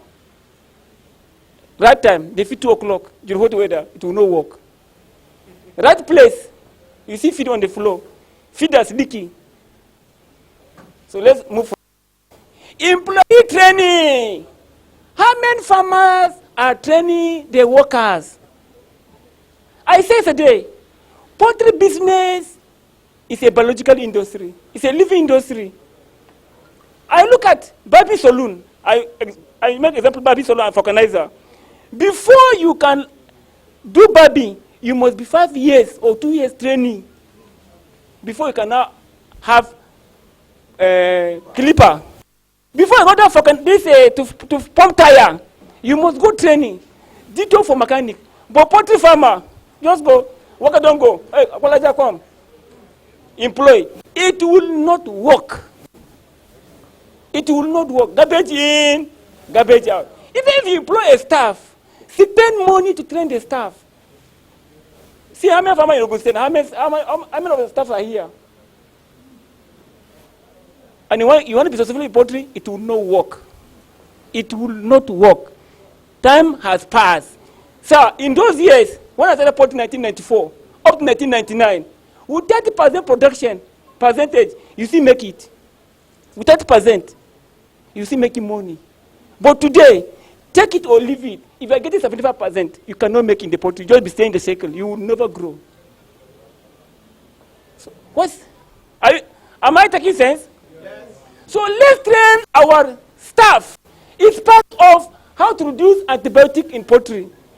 Then climate optimization, just like the guy that brought that young guy, this is what is going to help us. I don't want to talk on that. So people like that, look for them. The guy that present paper on app, farmer, if you have 500 birds, look for him. Climate, some farmers now, as I'm sitting here, I know the temperature will be on our farm in March 2020. Temperature on our farm. I know what temperature will be on our farm in January, February 2020. March, I know the temperature on our farm. So manager will give you excuse. Production is low. Today, there's too much of heat. There's too much of heat. There's too much of heat. That is an check farmer. We are going to draw a program on our farm. We know that the weather is going to be high. We work towards that. These are the part of application we are talking about. That guy will help you. Are you getting my point? Are you getting the point? Okay. Next. Like I said, I'm going to focus only here today. Only water. I just want for us to understand. We are looking at this water quality. Because when we talk about biosecurity, most farmers maybe just feed deep. Wash your hand, interpen. No. Biosecurity now is in the pipeline. It's the pipeline. I can tell you, any farmer that's using nipple drinker and you don't work on the pipeline, you keep on using drug. Take it or leave it. Take it or leave it. We're going to work on this. We're going to look at just short presentation for our product. Requirement of water, we know all that one, but let me just bring it forward, just understand. Under normal condition, chicken will consume by weight, not by age. Chicken will consume by weight, approximately twice as much as feed. Do you know what weather is times 4? Abi, we know that one. I want us to understand, just bring our mind how water is important. Then, factors. This water we are giving to your birds. Like I told some people, farmers, if you are feeding birds, and you know that the water you give to the old chicks, you cannot give a baby, condemn yourself already. If the water you give to the old chicks, you cannot give your baby to drink, you are on the wrong foot already. Also include bacteria, pH level, hardiness. Now we have just came out things are evolving in poultry business. In those days, you want to start your farm, oh, you look at near the road, there's water, abi? But things have changed. If you want to start a farm now, you must know the hardness of that water on that farm. If no, even veterinarian, even the lab, they mess up here. Because if the water on that farm is hard, you know that of bacteria. And that's why we have some, I want some farmers, just for you to know, to test hardness. No, there's no time, so maybe later, hardness. If you have found out you don't know the hardness of the water, please go and check, I beg you. You go to other farm, go and check. There are labs there. Go and check your hardness of water. Because if you know the hardness of the water, there's a problem. Even sometimes you go to a lab, they may prescribe like oxtate, rofloxacin, abi, flumequine. If the water is hard, those drugs will not work. Those drugs will not work. If the water is hard, that's what we discover now. If the water is hard, those drugs, because if there's mineral in the water, when we say hardness, there are a lot of mineral inside, like manganese, like iron, there's calcium inside the water. But you will not see with your eye. But if there are plenty inside, if the water is hard, as you are giving the drug will now go and bind. That the calcium in the diet of the bag will bind the drug, and the drug will not work. So if we discover a farm that is hard, we tell the farmer it's a must that you want to use rofloxacin. We advise them to go and buy citric acid in the market, mix it with the drug, so that the mineral will now go and bind with the citric acid and leave the antibiotic to work. Or you can treat the water, you can remove the hardness. Are you getting the point? So please, you have to know the hardness of your water and even the pH. It's very simple. If you don't know the pH of your water, you are just gambling in the business. It will affect your profitability. So please, know the hardness, know pH of your water at any time, at any point in time. Please, check for especially hardness. Especially hardness. Please, very, very important. What promote biofilm? Like I said, the iron, the manganese, the sulfur. Then vitamins. All the drugs we are using, either vitamins, antibiotic, all of them are sugar-based. They are all sugar-based. The moment you use them in the pipeline, they stay there. And bacteria like sugar. Before you know it, they multiply. They will multiply and cause problem for you. So product with nutrient like carbohydrate, or even the vaccine stabilizer, they are sugar-based. So they will now cause problem. You can see some farms. Look at some pipeline. These are nipples, so we extract some nipples. You will not see with the eyes.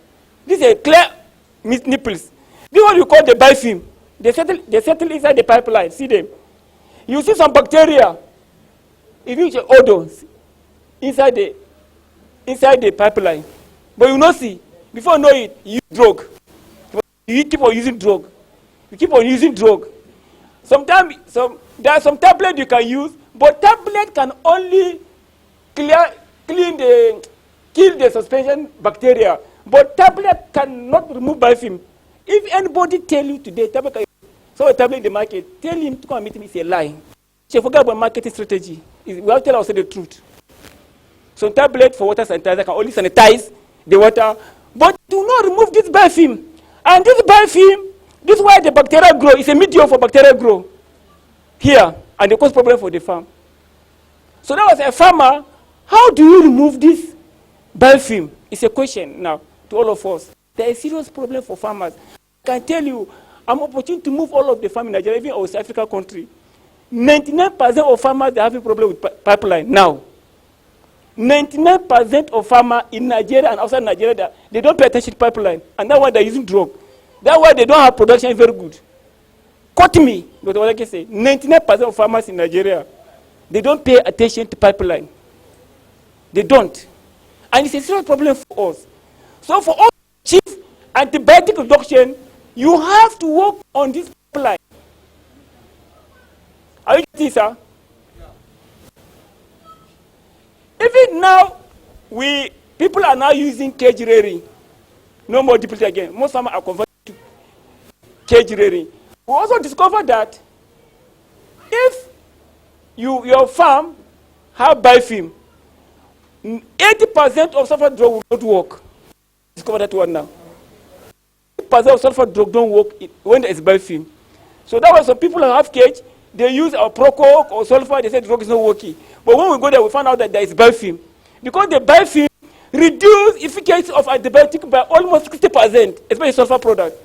So, and you know that in poultry, when the birds are very young, the water consumption is very less. So water tends to stay very longer in young chicks than adult chicks, adult birds. So the formation of biofilm is very fast. Are you getting the logic? So you have to keep on flushing your pipeline. Please, farmer, keep on flushing your pipeline regularly. It's also acidifier, like essential oil. Essential oil. Sometimes it will not even work. Biofilm. So that I want us to understand that if you have a farm, that pipeline you are seeing is very important. Pay attention to that pipeline. Very, very, very, very important. Pay attention to that pipeline on your farm. And if you pay attention, just for 1 month, call me. Just call me. I'll display my number. If you don't see the result, call me stupid. The product want to launch hardware care. It's a natural hardware care. It's a liquid hardware care. This hardware care is coming 1 liter and 5 liter and 10 liter.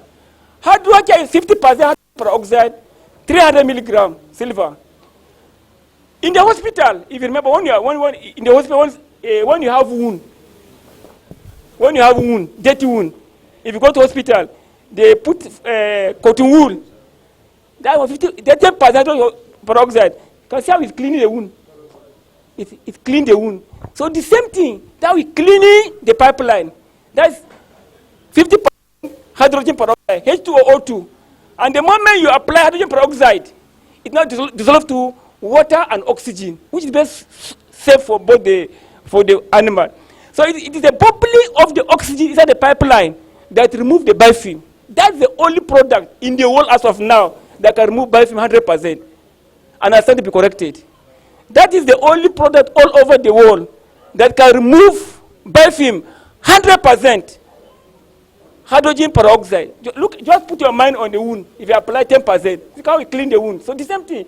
And now we put 300 milligrams silver inside to stabilize the bubbling of the oxygen to the end of the pipeline. So our competitor use different active ingredient. It will not work. So that's hydrogen peroxide. And this product, you apply towards evening. When about, because it needs a holding period of maybe 5 hours. So when we are about to close your operation for the day, you apply 100 ml to 1,000 liters of water inside your tank. Allow the water to flow in your pipeline. Then the next day as you resume work, flush it. Because the hydrogen peroxide will only dislodge the biofilm. It will not flush. So it's your duty as a farmer to flush it early in the morning. You see how dirty is coming out. And also this product, anytime you use multivitamin drug, the moment you finish your treatment, use hydrogen peroxide to clear the drug out. Because those drugs that are sugar-based and bacteria like sugar, they multiply.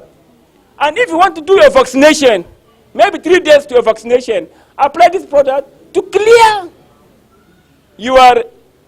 the sugar out. Everything is clean. Are you getting me? Okay. I have a video. I don't know how I can play this one. Hello? Let me play this. Okay, I'll come back to this video. One farm. Okay, let me leave it. Then,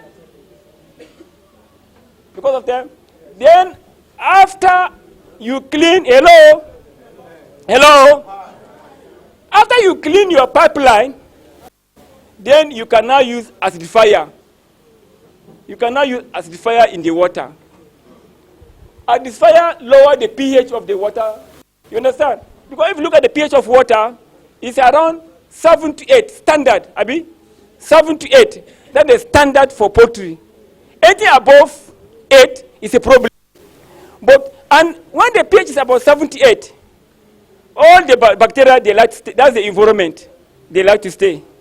All the E. coli, the Salmonella, the fowl cholera, they like that medium because they like alkaline medium. So when you now apply acidifier inside the water, it will now lower the pH to 5. So when you lower the pH to 4 or 5 in the water, bacteria cannot survive again. No bacteria can survive at 4. Clostridium, E. coli, Salmonella can never and will not survive at 4 or 5 pH. So that's why you now use acidifier. Please help me with the acidifier.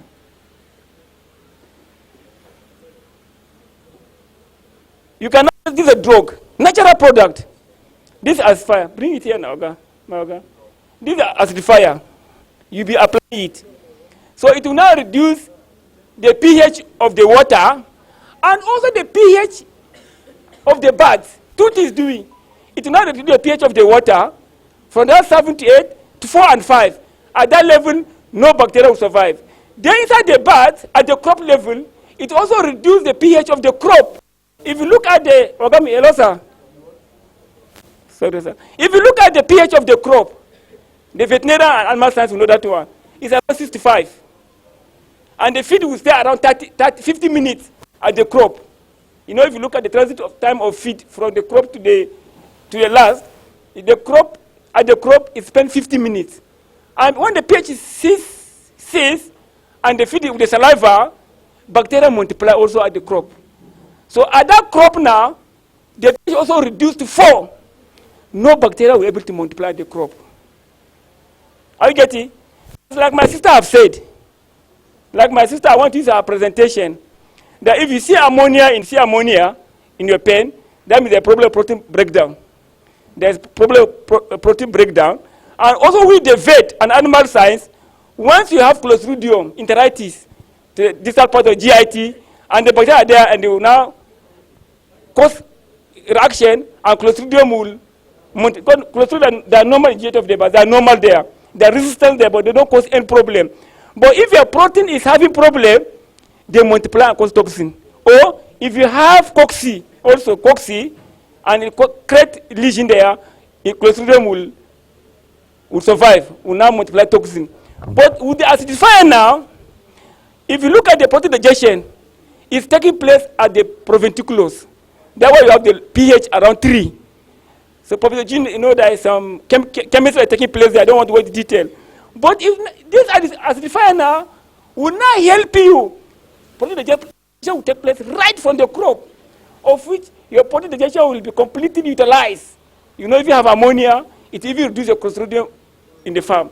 And that's why I said that acidification lowers the pH level to improve water quality and thus enhance poultry health and performance. Performance is able to be high if you use acidifier. Bacteria will not be able to survive. Are we getting it? Yeah. Okay, let me move here. Benefit.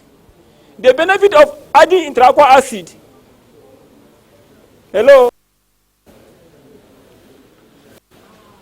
The benefit of adding this one. It has formic acid, citric acid, proponic acid, and chelated zinc and copper. So the benefit of adding acid to poultry water is lower the GIT assay and also increase activity of enzyme. I've got that one. Even the enzyme that you are giving to the bird, and even the enzyme you put, the enzyme the birds produce, the enzyme work at lower pH. So if you are able to lower the pH of the GIT, the digestion will even take place very fast. My God said that I should be fast. Look at the GIT of the crop. He said, look at the GIT, how it moves. Look at here, the crop, 46, proventriculus, that's how the feed is moving. So from here, it spends 15 minutes, lower the GIT, no bacteria will be there. The digestion protein will start from here. Before it moves to here, where you have the higher pH. So that's the beauty of intraqua acid. Okay? This is the product we have. This is the product that we are presenting to you this afternoon we have. And this product, as I'm talking to you now, the first 20 farm in the whole world is using this product. The first biggest farm in the world is using this product. The first 20 big farm in Nigeria as of today is using this product. Thank you, my God. But before you use any acidifier, hello farmer. Hello. Before you use any acidifier in poultry, whether from Adamo or any competitor, If you don't have pH meter, don't use it. If you don't have pH, don't use the product, please. If people don't tell, I'm telling you today now. If anybody, we have to make the poultry industry to work in Nigeria by force, by fire. So anybody that going to sell acidifier to you, and you don't have pH meter, tell the farmer he's not a professional. He's not looking for money. Are you getting the money? Are you getting the point? And that's why our own, we tell them to make sure they put pH meter. Even though we don't market in Nigeria, we told them, because we are professional. We told them to put pH meter. Even though we don't sell the product. They say it's too expensive. I say you must put it. And they put here, about 3 inside. And this one, you can use and use again. Do you know why? Because these are cases. Sorry. These are cases. The farmer, this is the pH of these are pH. You can see it. But when we go back to the farmer, we want to check the pH. These are pH script. Look at, we want to achieve 4 or 5. But here the pH of the farm is for no competitor. They don't come and buy an acidifier. But they didn't tell the farmer how to use it. The farmer was just mixing. That acidifier, it may become toxic to the birds if you don't measure it. When we check it, when I check it, it's 3. The pH is 3. So what's happening now is that it's too acidic for the bird. If you want to open the stomach of the bird, if you look at the tongue, it's burnt, like macrotoxicosis. So please, you must check, as you are using acidifier, keep on checking with pH stripe. Keep on checking it. When you know the pH has gone to 4 or 5, you can adjust the dosage so that the pH cannot go more than that. But if you don't keep on using pH on the farm, you are wasting your time. So go and get pH meter. And this is what we are talking, maybe, so that for us to understand.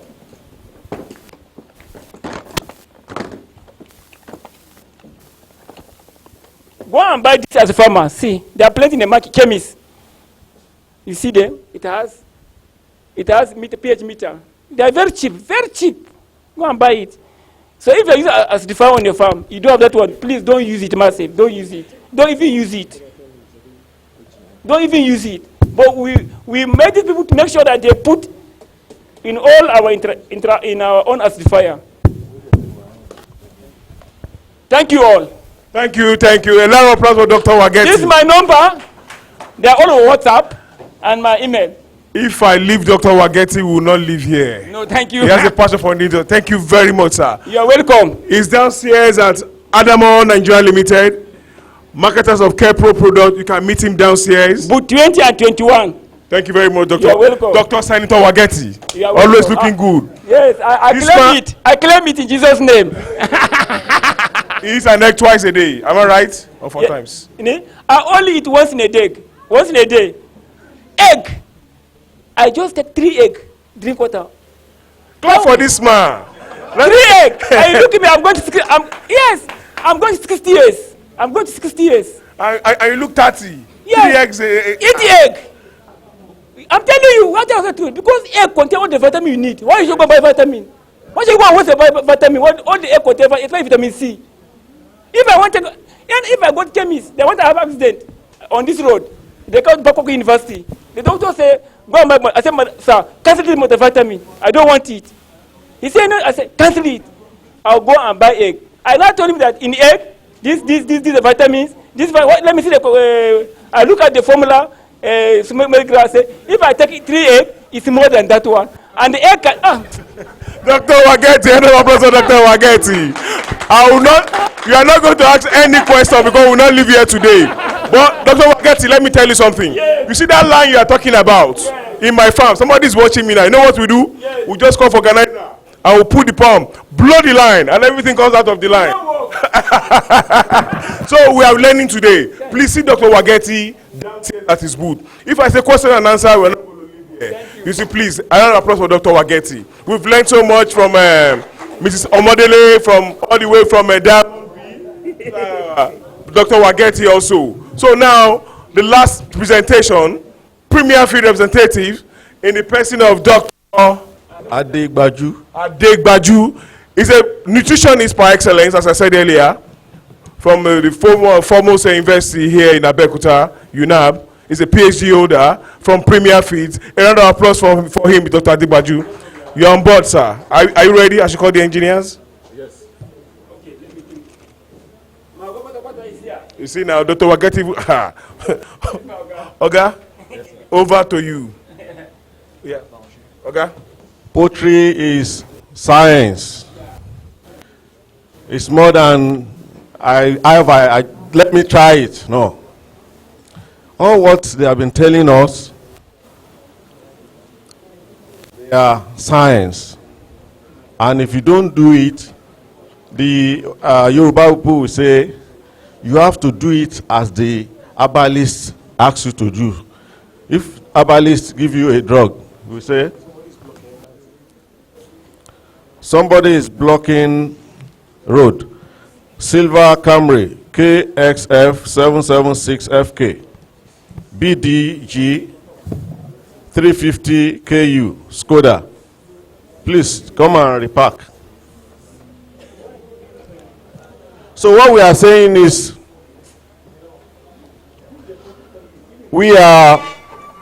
I'm from Premier Feed Mill,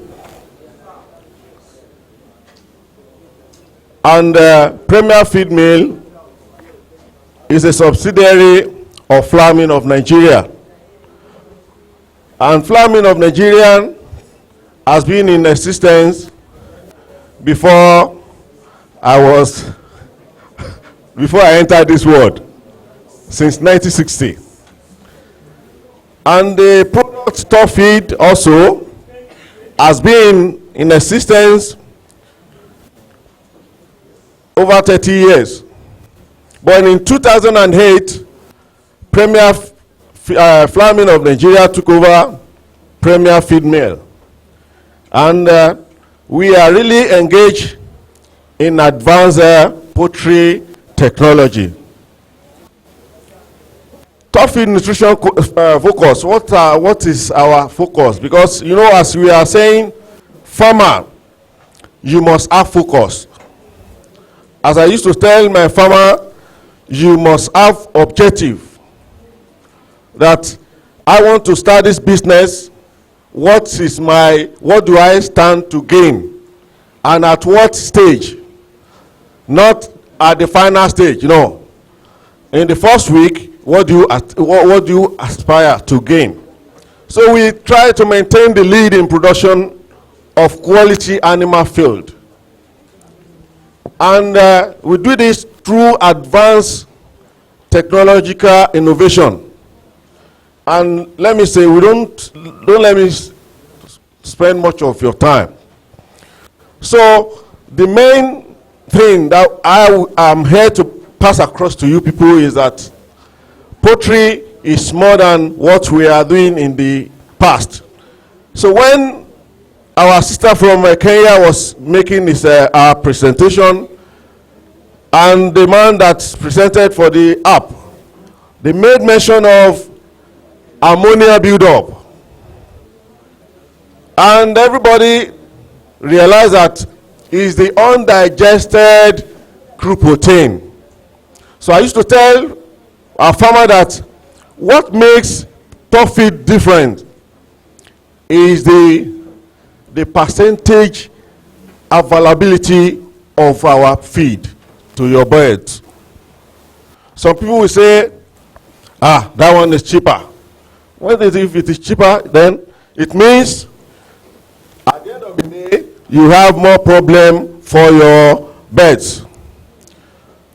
Top feed, there's one thing we have in mind for farmer. That is, we are best in class for cost per gain. We are after what you are going to gain. If you say this feed is 2,000, what do you stand to gain there is the value that you derive. Not as just say, like Yoruba will say, munuku, that is, you just eat anything. And if you eat anything that is not of benefit to your birds, at the end of the day, you get nothing at the end of the day. So, what is our secret? You know, I used to tell farmers, we have secret. Why is top feed? Why do we stand out? One, the digestible energy. This is balanced, and we have the density. Then the availability of our energy in that feed is very, very high. That is, the percentage utilization after your bird consumes the product is very high. So what we have at the end of the day at left over will just be minimal. Then 2, the protein amino acid, digestible amino acid, the percentage of this nutrient being available for our birds, very, very high. And other additives that are inclusive in the diet. We have range of products. Talk of any animal, or let me say, talk of any livestock we have. We have feed for our poultry, for fish, for pigs, for cattle, and even if you have snake, we'll get you feed for them. So through our advanced technological innovation, we have feed for our pullets, we have for broilers, we also have professional line. We can talk and say, oh, this is what I want. This is the term line that I have. This is the breed of birds that we have. You know, we are saying, we will keep on repeating science. You don't just give anything to your birds. You should know the age of that bird. You should know, what is the percent, as Dr. Wajeti said the other time, that what is the requirement of that bird? What's the age of the bird? What is the feeding trough? Is it okay or not? So all things should be taken into consideration. We have turkey and ostrich ration, as well as concentrate for either cattle, poultry, and other livestock. We have feed for our pullet line. We have chicks mash, crumbs, as well as you see, we have 2 lines for our chicks. That we have chicks mash and crumbs. What makes crumbs to be more special is that your birds will consume the diet as in whole. You will reduce wastage, because most of our farmers now, we discover that the feed management is a very great error there. A farmer calculating feed conversion ratio when you have feed on the floor, how do you think that will be accurate? A farmer that use flat tray for day-old chicks for 3 weeks, that person can never get returned, because you see the birds will be wasting the feed. Before 7 days, remove your flat feeder and change the feeder. So for this line, it's a better designed feed that we use to kickstart your bird, that give them rapid growth. You know, at that level, that is when they have that strength to develop the muscle and other physiological setup. Then we have our grower mash. The grower mash is to prepare your birds to have uniformity, and at the same time to develop the GIT. Many people don't know, some of us use starter up to 8 weeks. You are not helping your bird. That's the reason why you see your layer. Some farmers will tell you that their layers are not eating as expected. They will not eat as expected, because during the time where the digestive tract need fiber to develop, you are giving them feeding bottle, that is the starter. So by the time they will not be ready to eat a certain quantity of feed to produce, they don't have that structure, physiological structure, to hit the required quantity. So at the end of the day, they will not perform. So this is designed to be fed from 7 to 16 weeks of age.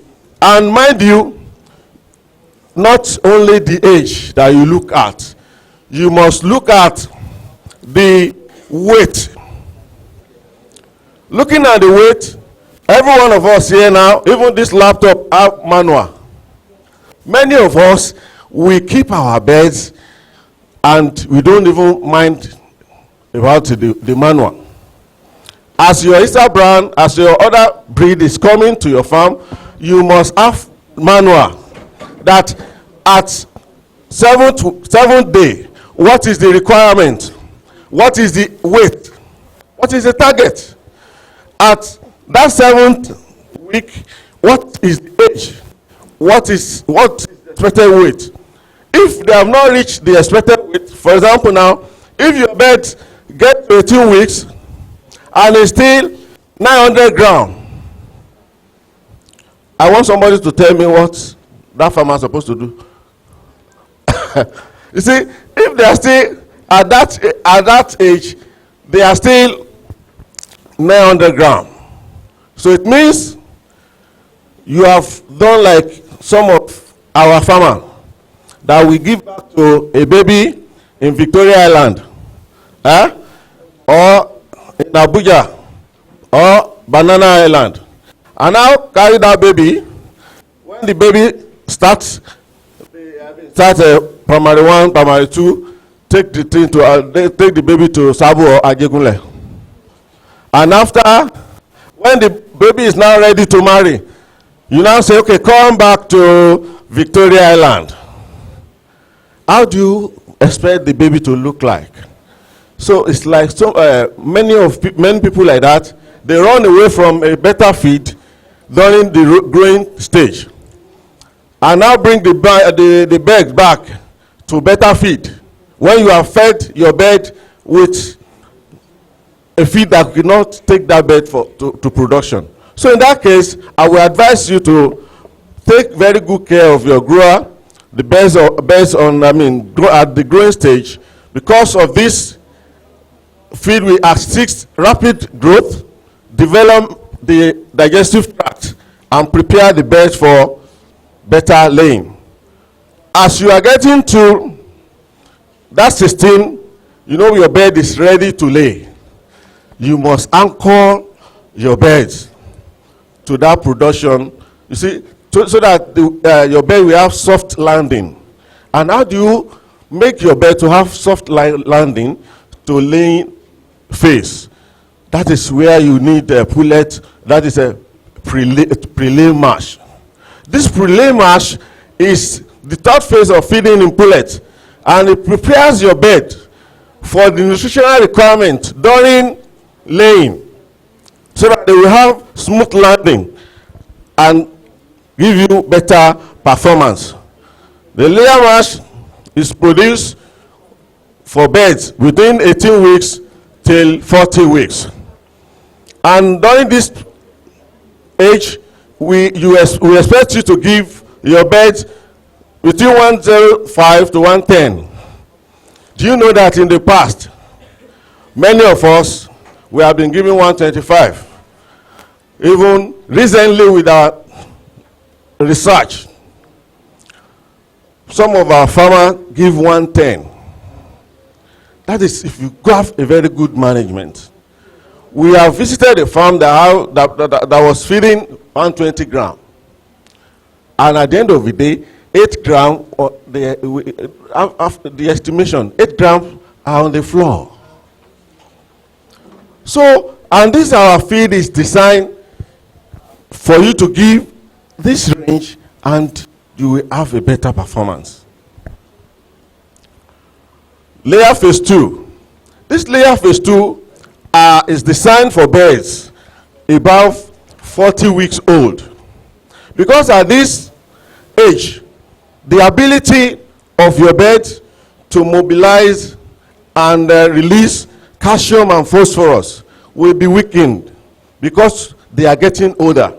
So in this feed, so we make it, we design it to suit that purpose, because the ability to release calcium and phosphorus for production is not as strong as when they are still young. So that's the reason why this feed is designed, and farmers are getting excellent results there. Then we have layer wise. Layer wise. That name, at times, some farmer miss to misinterpret it. This is layer wise. This one is also designed for older beds, but older beds at about, maybe you want to call off your beds. But you know us in this side of, we think we can improvise. And I said during my, when I started, I said, use it the way the pharmacist asks you to use it. Abi? Not, I have a headache. He asked me to use 2. Let me use 3. No. That is what we have been doing. So layer-wise are meant for beds that maybe they are 1 month, you have targets maybe in the next 1 month, you want to call them off. Instead of you to be losing. Because some of us will say, give me grower, because I want to sell them. With this feed, you will still maintain your production at that stage, up to the time that you will sell them off. So that is the reason why this one is designed. Then we have our broiler line. Broiler line is also designed for fast growth, that is to reach an average of 2 kg in between 35 to 42 weeks, days. 42 days is between 35 to 42. Some people will say, why? Yesterday I said, with our experience, we discovered that broiler farmers, they don't have record. Average, if you close eyes like this and pick one broiler farmer. If I'm lying, let somebody say no here. If you close your eyes like this and pick one broiler farmer, they only have record for, they supply me 2,000 bed, and they brought 80 bags, and I expect to dispose them at so date. That is all. And it's a great problem for us. It's a great problem, and that's the reason why. Then some of them will say, okay, they are coming next week. They are coming tomorrow. Oh yeah, give them feed. Not knowing that those people too, they are wise. They will weigh. When they get to the slaughter, they will now start scraping that your feed and weigh it and remove it from that weight that you have on your farm. They now say, this is your money. Now, those people are wicked. They are not wicked. We need record. You must know the initial weight of the bed coming to your farm. Not that they just mix everything and you just take it. I was in Port Harcourt. A farmer was saying, hey, this is your feed. It's not doing well. Hey, it's not performing well. Okay, I said, madam, but do take the initial weight. He said, no. He said, even now, I've gotten another batch and I'm using the best feed that they said. I said, if the feed is coming from heaven, let's now go to that pen. And when we weigh, the weight that's supposed to weigh 180 grams, they are still 89 grams. I said, this is your wonderful feed. What is the initial weight? The madam didn't know. So if you want to perform, if you want to get results, you must use your manual. At 7 days, what is the weight? What is my expected weight? If it is, then what is my initial? Broiler, the worst broiler is supposed to be 40. Worst. Some of our farmers, they are getting 38, 36. And they will not know. So, you must do it the way it's supposed to be done. So we have broiler super starter, mash and crumbs. Some people say, what is so special? What is so super there? There was one of my lecturer said, Dr. Adigbaju, do you put something there? I said, it's part of research, Oga. Go and check it. If you start with this, with this super starter, you get a wonderful result. Even with the crumbs too, people are really getting excellent result. Then we have a broiler starter. Somebody was asking me yesterday, that somebody saw somewhere. They said grower, broiler grower. You know, this is more or less like the growing phase.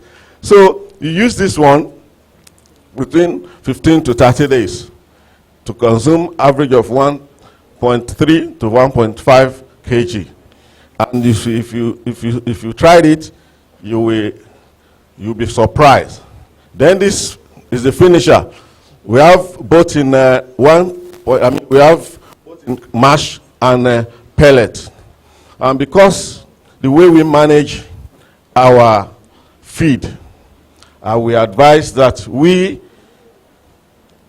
because some people are used to mash.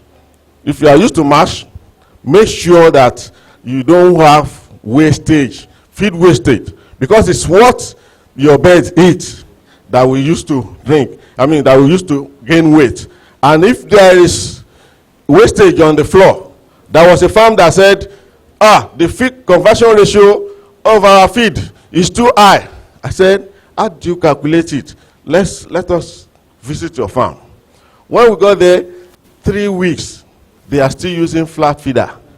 And I saw feed on the floor. I said, okay, manager, now teach me how to calculate feed conversion ratio.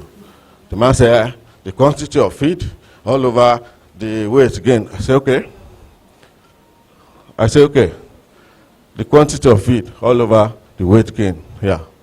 Where do you get your quantity of feed? He said, as they are supplying the farm, they are recording the quantity. What of the ones on the floor? The man said, okay, I don't know. So you must know. To get a better feed conversion ratio for your bird to gain weight, you must be very sure that they are getting what you are giving them. And when Dr. Wajeti was presenting the other time, said average of 2 liters, or let me say, if you are giving 1 kg of feed to your birds, your bird will consume average of 2 kg of water. Yes. So 2 liters. So it means if you are feeding and there is no water, this excellent result, you cannot get it there.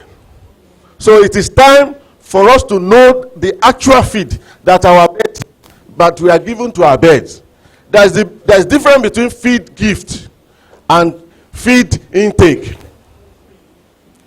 You see, that man was calculating the feed gift that I supply Supervisor Hay 10 bag. At the end of the day, what is the weight? It's now dividing. No! What actual quantity are the birds consuming? Farmer need to know that. Then we have concentrate line. Our concentrate line, we have 40% concentrate, we have 30% concentrate. Then we can customize concentrate for you depending on what you have with you. Now let me tell you, this concentrate, some people will say, I have plenty maize. I was discussing with one manager, he's a friend. I said, do you know that during with our experience, we discovered that maize, there was a batch of maize that was 5.8% crude protein. And somebody will say, I downloaded the app to formulate feed. And you now Google, what is the crude protein of maize? It's just 10. So if you use that, there will be problem. You make your formulation based on 10% or 8%, and that batch supplied is 5.something%. You will not get top feed, even with our concentrate. But what we do is that if we send concentrate to you, we want to know the type of maize, the batch of maize you have. Send it to us. We have a very excellent laboratory that before you can get something like that in Nigeria, at least maybe 1 or 2 or 3. We are ready to assist farmer, because it's when farmers are in existence that is when we are there. We do monitoring for farmers. Let us know. We also go down to your farm. Here you are now. Those guys, they are what? They are in the farm. Some of them don't know the reason why you asked them to give water. I was in a farm. One of the farm attendants was putting water inside feed. Yes. And the guy has his own reason. He said, Baba, what is happening? He said the birds like it. They like, yeah, go to your farm and drop water. You will see bird eating it.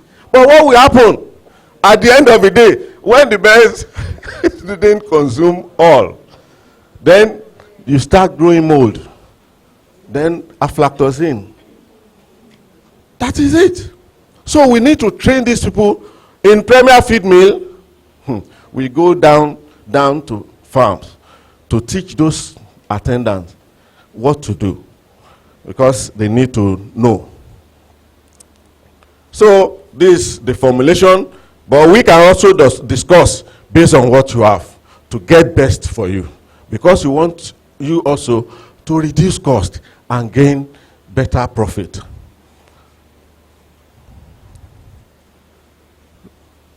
In our aqua line, we have feed for both catfish and tilapia. Any feed that is below 30% crude protein for catfish, there is error. You see a lot of cannibalism. They will not perform.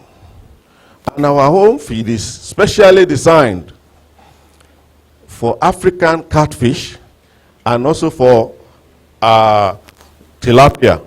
We have a extruded catfish feed, the size 2 mm for juvenile, 3 mm. We have 4.5 for advanced juvenile. We have extruded 6 mm for grow out and 9 mm also. Then this is designed to get a better result. Now let me tell you, many farmers, we are looking for what? Shortcut. Let me tell you, if somebody bring maize here now and ask doctor to eat, doctor will not enjoy it. But if it is roasted one, doctor will do justice. Same thing, if you give this our catfish uncooked fish, feed, they will not be able to utilize it well. That is the reason why Top Feed try to get the best product, extruded catfish feed for our farmers. And at the end of the day, many people that have been using it, they are getting better results. This is Premier Feed Mill Company Limited. We are totally committed to your result. And we will also be available for technical services, as we have been doing, that many farmers can still testify. I was saying it yesterday. I called doctor. We need to revive this industry with farmers. There are many people moving around the streets. Maybe they call themselves this, they call them that. It is time for PAN to come Veterinary Institute, to come Animal Science Institute. That this man, do you know him? Somebody call himself once, the other, cutting big like this. Do you expect your bird to eat like this? They will only eat when you have plenty feed in the feeding trough. And they will not eat enough. So once the feed is not to that level, then you will have remnant. They say, the birds are eating. At the end of the day, they will not get results. Those people, doctor, veterinary institute, please, veterinary council, those people moving around as vets, let us know them. Nigerian Institute of Animal Science too, because this industry must not die. If the industry, you know, we also, so that is it. God will help us. Thank you very much.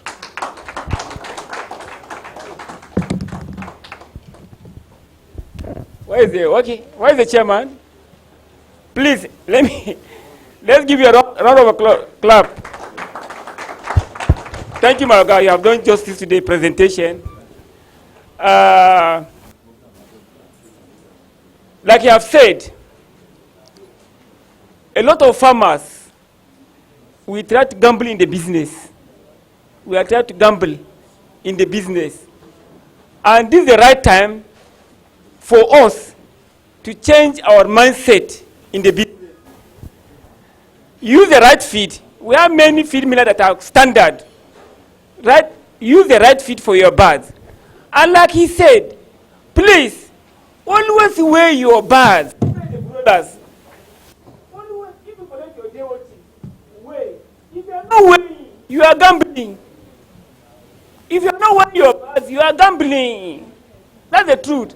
And like I have said, in their old chicks, Bella, Bisa, you say at 1 week, you suppose to have 180 grams or 85. If the broiler is 40 or 42, at least by 1 week, the weight is supposed to be 4.25. If you weigh 40 or 42 grams now, if you weigh 40 or 42, at least by 1 week, you are expecting 180 or 85 grams. So if you are weighing, you are able to track what has happened on the way. If are you using the right feeders, are you using the right drinkers, are you sick, are you feeding the right quantity, the right place, right time? If you're not doing it, now check, you try to correct it. And after 1 week also, the weight is supposed to be times 2.5. If you are getting 185, but people are not weighing, like I said. Please, let's give you a lot of clap. Let's give you another clap for you. Thank you, sir. Please, any question? You cannot live without question. Please, because sir, we are getting it wrong. And most farmer blame it on feed. It's not feed, it's the management. It's management most time. And even, see, I'm a drug seller. Let me tell the truth. I sell drug. There must a time I go to farm. Birds are sick. They go and buy drug. It's nutritional factor. And sometimes I'll tell them, use this feed, the thing will just go without. And tough is one of them. Thank you. Okay, thank you very much, Doctor. I'm broiler farmer specifically. I want to ask this question.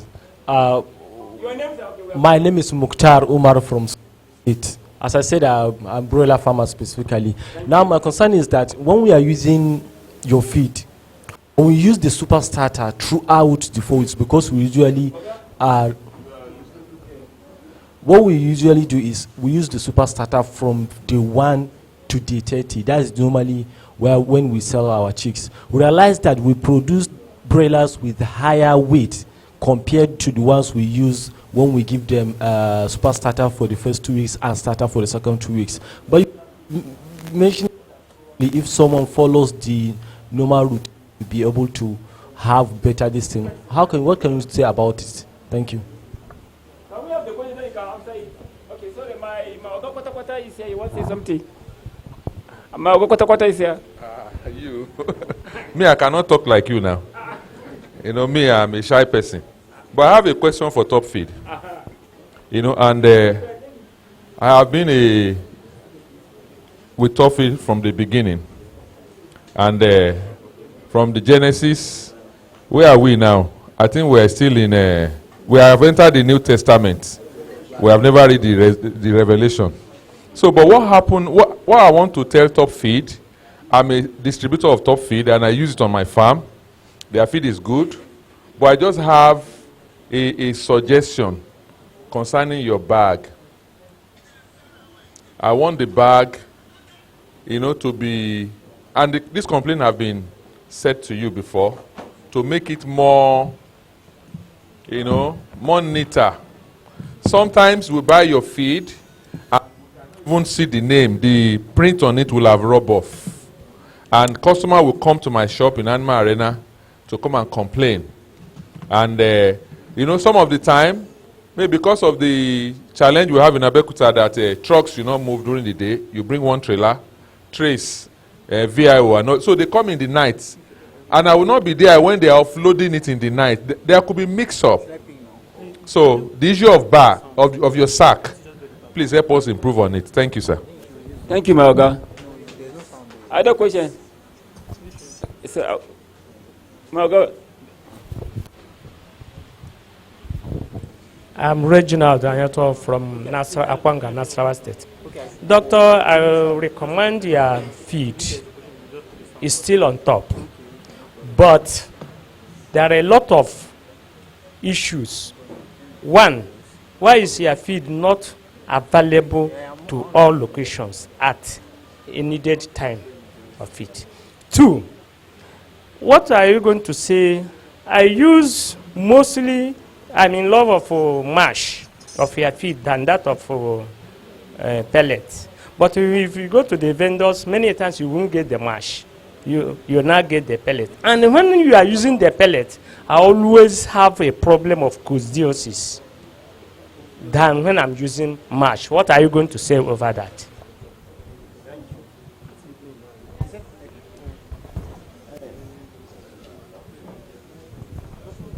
Manager. Thanks so much, sir. My name is Akinle. I'm from Good Shepherd Farms, Nigeria Limited, here in Abeokuta. Sir, you talk of mixing formula for your concentrate, and you basically talk on the quality of the maize we have to use. But in a case that you have maize, and you say you can bring it to your lab, is it at a cost or at a reduced cost? Because I know analysis is not free. So you just said it, but to farmer we were thinking that maybe it's free. But let's know what is. Thank you. Sir. Thank you, sir. One of the dealers of top feed. My observation is that instead of 25 kg in the bag, at times 4 kg. Apart from selling in bag, I do. Name. Okay, Mrs. Eleshin, Ayetoro Road, Abeokuta. I do portion. So when we measure half bag, quarter bag, it won't be up to 25 kg again, and customers will be complaining. One. Two, thank God Dr. Odunsi has said something about the bag. When they are offloading, before the loader finishes, his head will have been painted blue and no more logo on the bag again. Please help us see to that. Thank you. You're welcome. My name is Odefunsho Oluyemi. One of the things that I heard you identify, that I could call it one of the major challenge, and I'm sure it should be affecting your business in one way or the other, is the unprofessionalism in the field of the veterinary and the experts that are applying some of this feed on the farm.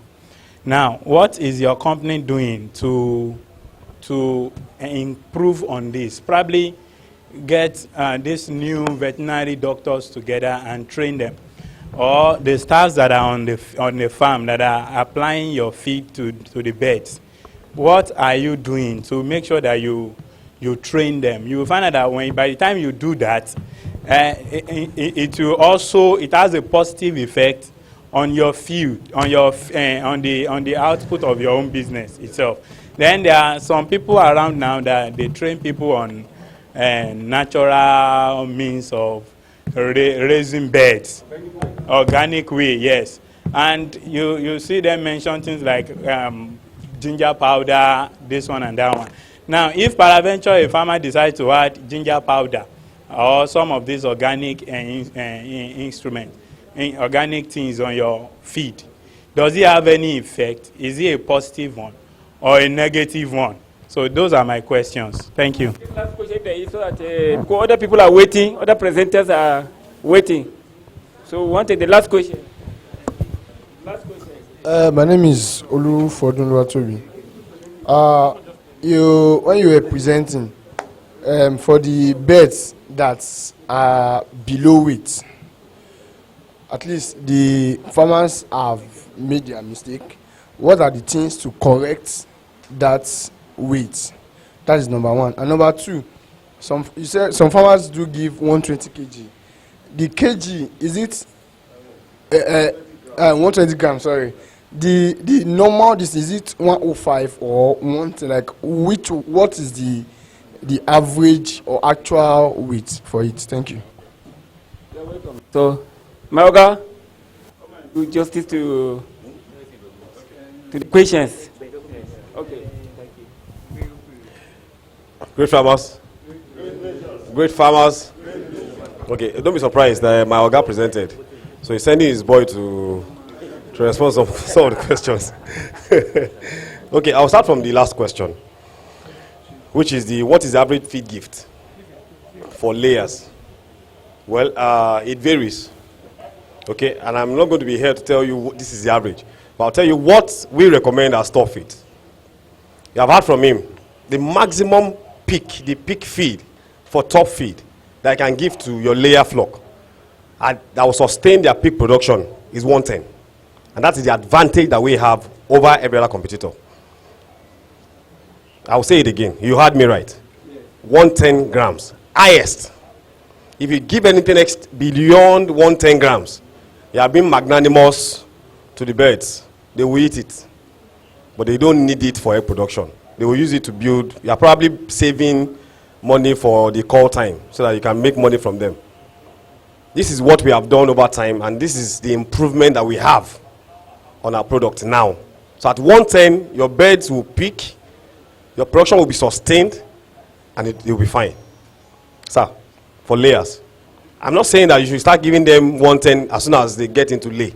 I'm just saying that peak feed for your layers on top feed, not on another brand grower. They now bring them back to our top feed layer because I have had a lot of cases that some people say that top feed grower is grower. I can use any brand for grower. Top feed grower is not just any grower. It is not just any grower. So please let's be guided. Then underweight birds, way forward. It depends on the time. There's so many things we need to educate ourselves about. That's why we keep doing this. Farmers need to get knowledge. If your birds are underweight at 12 weeks, there's little we can do to salvage it.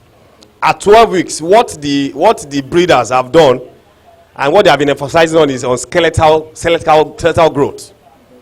So at week 12, the plate that is responsible for the growth, that what we call the epiphyseal plate now, is already closed. So the rate at which they will grow is already compromised. So you may not be able to, the birds may not be able to get to the required body weight at the right time. So they may be delayed in onset of lay. So that's not to say that all hope is lost. But of course, if you are getting a bird at 18 weeks, see doing 900 grams, please call the birds.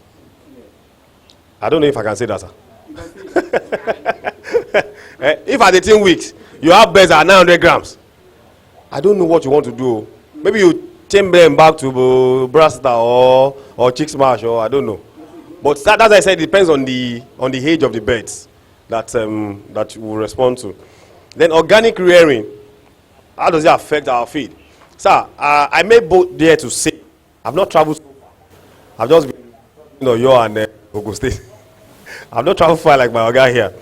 But organic rearing is for birds, it's not for commercial farmers. Just say it here now. It's not for commercial farmers. It's for you want to raise birds for, you don't want to buy broiler at Christmas. You want somebody to help you buy 25 broilers. Put it at your backyard. You can do organic. What are you going to do organic for 15,000 birds? Where are you going to put them? Then you start chasing birds around. Are you going to put So it's good. They won't tell you all these things. Those guys that are preaching organic to you, ask them what's the capacity of their farm. How are they doing it? So I'm not condemning it.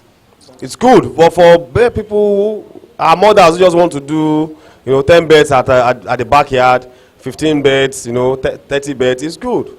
You understand? But it's not something you can commercialize. At least for now. I don't know if they do that in Europe, sir. Dr. Ageti will tell us if they do that in Europe. But I don't know. Okay? Then what are we doing to take care of effective use of our product? I don't know if he mentioned it before I came in. Since about 2 years now, we have been doing farm-focused trainings. You observe that we have not had celebrated Farmers Forum, like every other brand. What we have been doing is farm-focused, because what we observe has been that when we organize, celebrated Farmers Forum, MD CEOs, chairmen, all those investors will come. They will eat our 3-course meal. If they are not distracted by their phones, they will listen to small things that somebody is saying. But unfortunately, as they leave that place, number one, they are not going back to the farm. Number two, even when they get back to the farm, they don't sit down to do what we call step down training. So the guys that are in contact with the birds, they don't get this knowledge. The knowledge is not, as much as it is good for you, the owner, it is much more important for the guys that are handling the birds. So that's what we've been doing for the past 2 years. So we are saying it again. I hope I have permission of my organs to say it. That if you have a farm here, whether you are on top feed or not, and you have more than 10, 15 attendants or staff, let us know. We will come, we'll carry our training luggage to the place. Wherever you are in Nigeria, we will come. We have been doing that for a long time. I'm sure we have 1 or 2 farms that have benefited from that here. It's at no cost. All you need to do is just provide light source, electricity source, that we can plug our projector. That's all. We've been doing farm-focused training, and that's our own little contribution to this thing.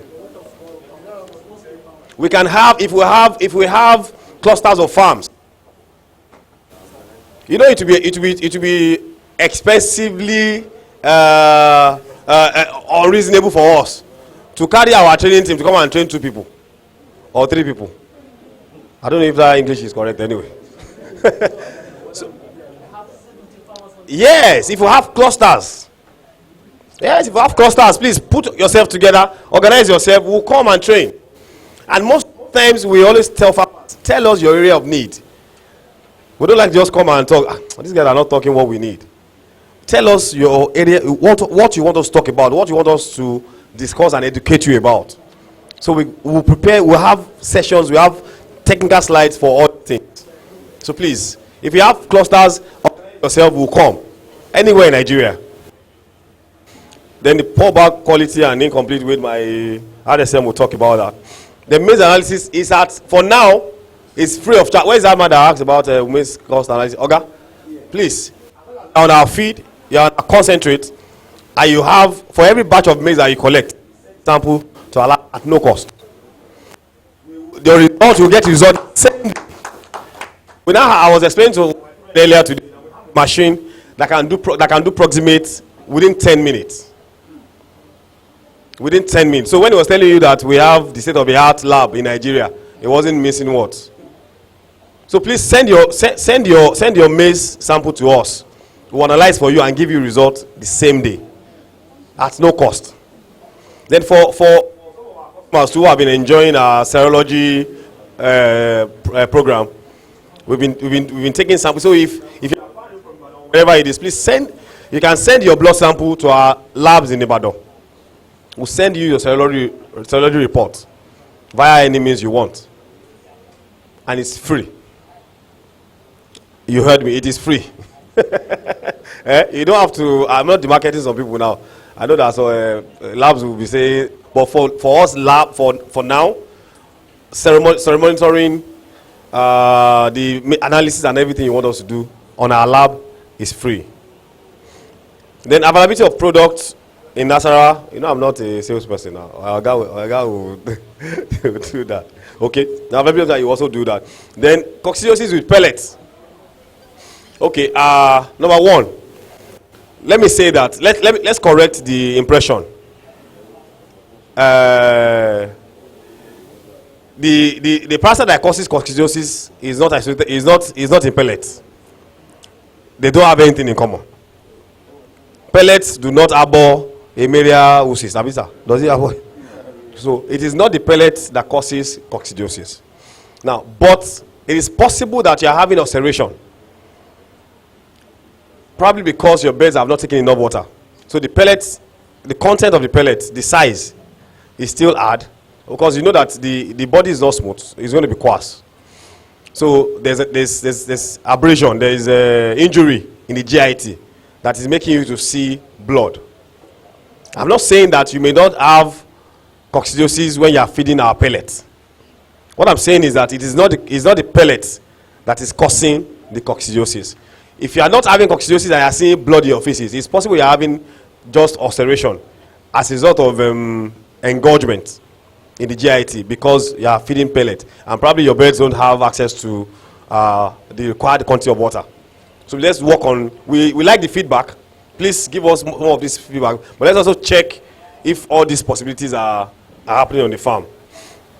The product bags, my guys will talk about that. The broiler starter feeding program weight and broiler starter feeding program weight. Okay, I've been at one of your lectures again. We're talking about, and you were talking about the cost effects of some of these things. Now, it's not as if we don't know that if you feed broiler super starter for 4 weeks straight, you get higher body weight. But the industry is driving at efficiency. So if you are not efficient, there's no way you can remain in the industry. I always like to start my lecture with asking a question. How many farmers do we have here? How many farmers do we have here? How many farmers? Not biro farmers. Oh. Real farmers. Real farmers. Okay, you can put down your hands.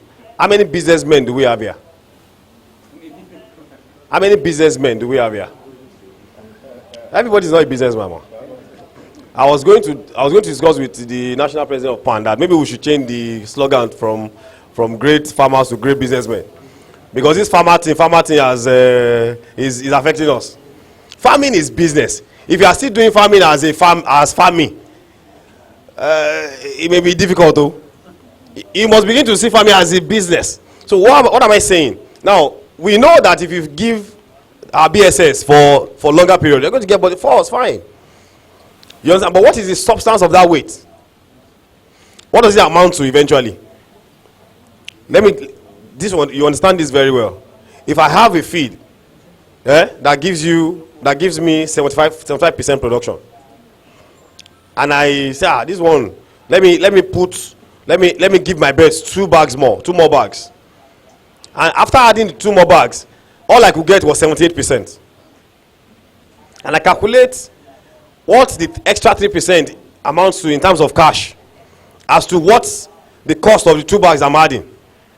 If the 3% does not outweigh the cost of 2 bags, why am I adding the 2 bags? I don't know if you get what I'm saying. So I agree. I understand what you're saying. It's logical. It's perfect. Feeding broiler super starter for 4 weeks straight, fantastic weight. But if your body weight target, and the difference is just about maybe 50 grams, so why are we disturbing ourselves? You understand? So it is possible, okay? But this is what we have designed so that farmers can save some money. Just like we have designed our layer lines, we have the regular layer, that's our premium layer. Then because we know that as long as your production has stabilized, why do you need to spend so much money on feed? That's when we introduced the layer phase 2, which is not as expensive as the layer phase 1. Then we discovered that, okay, if I'm going to sell my birds in a month or in 2 months,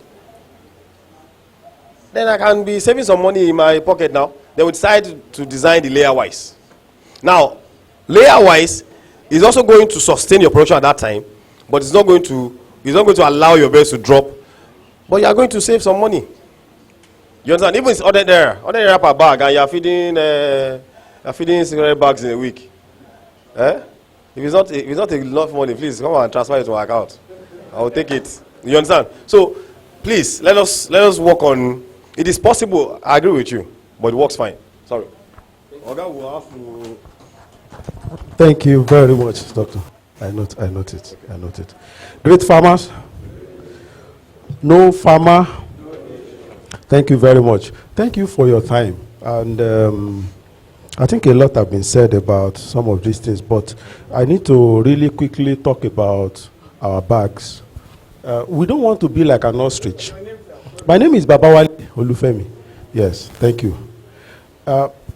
The problem with, we don't want to be like an ostrich that will hide his head under his shoulder and think nobody is seeing anything. So we also know that we need to work, and we are currently working seriously on the bags.